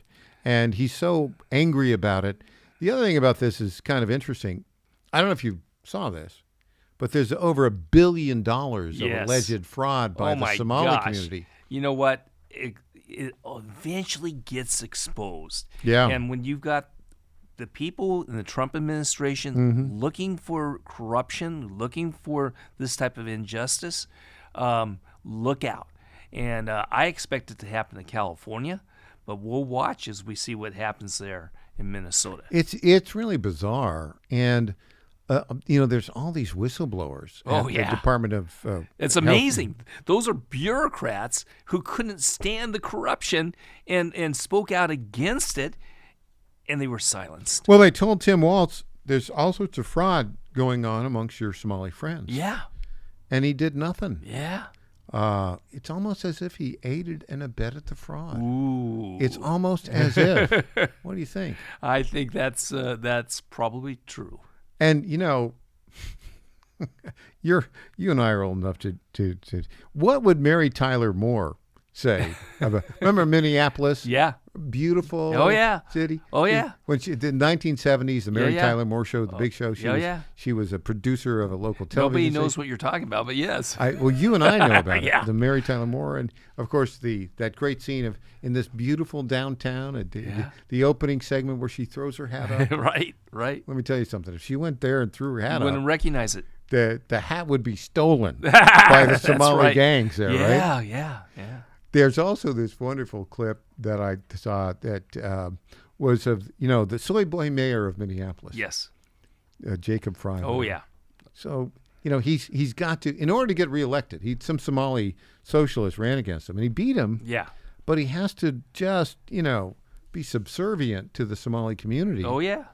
And so now he's learned how to speak Somali because nothing says Minnesota At least he like tries. Yeah. And he went in yesterday to a Somali restaurant. Right. Did you see this? No, I didn't see this. And they served him a particular Somali delicacy. Yes. I think it was some version of goat. Yes. And you should. We don't have the video, but you ever bite into something that is absolutely awful? Sadly, yes. And you see the facial. Yeah, he couldn't hide it. He couldn't hide it. It was so bad. Wow. And so he gulps and says, "Oh, that's delicious." It was beyond crazy. Hey, so I don't know if you've seen this, but there's a Tennessee connection to this J5, J6 pipe bomber, alleged pipe bomber. Did you see? Did you see it? I didn't know about the Tennessee connection. I knew about the bomber. I knew about his background. So, alleged bomber. Yes. Right. They've got a lot of circumstantial evidence, including the geofencing of his cell phone. Yeah. Yeah. They geofenced him. He was, Right. I mean, if you put all the things together, it's an awful lot. It's a very, very, it's enough substantial. There's enough evidence there for probable cause to arrest the guy. Right. Right. And get warrants for him. No question about it. Now, is it enough evidence yet to convict him? We'll find out. I think there's a lot more evidence that will What's come the out. Tennessee connection? Well, he works for a bail bonding company. Yes. Right? His dad's, right? His dad's, right? Yeah. His dad owns about 20 bail bonding companies around the country. Okay. Do you know what they specialize in? Illegal immigrants. What are the odds? Would you do a bail bonding company for illegal aliens? How many of them actually show up? Insane. It seems insane, doesn't it? But in 2017, Dad moved from Virginia to Knoxville, Tennessee. Oh. And he put up a bail bonding. He tried to get a license in Rutherford County. Yeah. And the DA said, no, you got too many problems. He called in civil rights attorney Ben Crump. Oh. And said, racist. Yeah. Anyways, that whole case has been litigated through the appeals court, and they said, no, you forgot to mention your 2 bankruptcies and all your liens. Yeah. So you were not honest in your Wow. application. Yeah. That's the Tennessee connection. How about that? Wow, that's amazing. It sometimes gets very complicated, but when you get right down to it, there's connections here. And we've got to really find out what those connections are. What do you think the odds are that this guy's connection to the Department of Justice, yes, which his attorney said, the dads, apparently wanted to get the Department of Justice involved in this. Yeah. Ultimately, I don't think they did get involved. That's the deep state secret that seems like Biden's administration may have kept, and that's what we got to get to the truth. Yeah. Well, look, we want to try and find the truth and report it. Right. Somebody I know once said that. Yes. Craig Huey, thanks so much for joining us today. Thank you, Michael. Always fun to have you on a Friday. Great. All right, up next, Rob Carson. I hope you have a great weekend. I'll be back Monday morning, 9 o'clock Central Time. Michael Patrick Leahy Show, TennesseeStar.com. Thanks for joining us.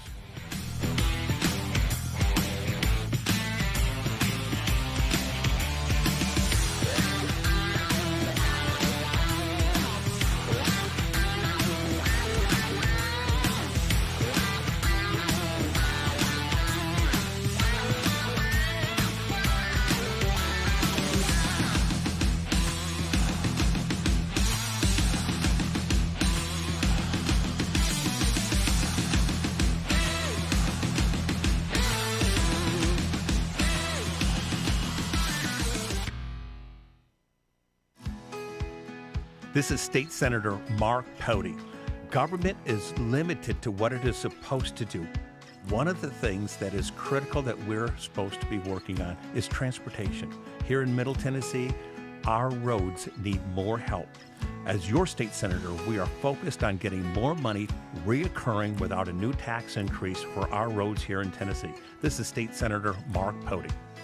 Paid for by Campaign for Mark Pody, Christina Hibden, Treasurer. Hey there, it's Lenny McGill, founder and CEO of GlockStore.com. For over 30 years, I've supported our Second Amendment rights with GlockStore.com, the world's #1 source for Glock handguns, parts, and accessories. I also support accurate, unbiased journalism like The Michael Patrick Leahy Show. His team broke the Kilmar Abrego Garcia traffic stop and was the first to obtain that video. Independent journalism at its finest. Visit us at GlockStore.com. Listen to Michael Patrick Leahy and make America great again. FlatFeeNashville.com is a full-service real estate brokerage that charges homeowners a upfront flat fee of $999 to completely list, market, and sell your home. We are all about saving consumers money, saving that equity.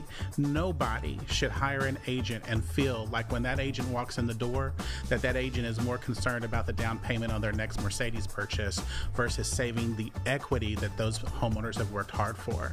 I've spent my entire career in ensuring that the equity that people save and they put into their monthly mortgage every single month, as much of that as we possibly can goes back to them when they go to list and sell that home.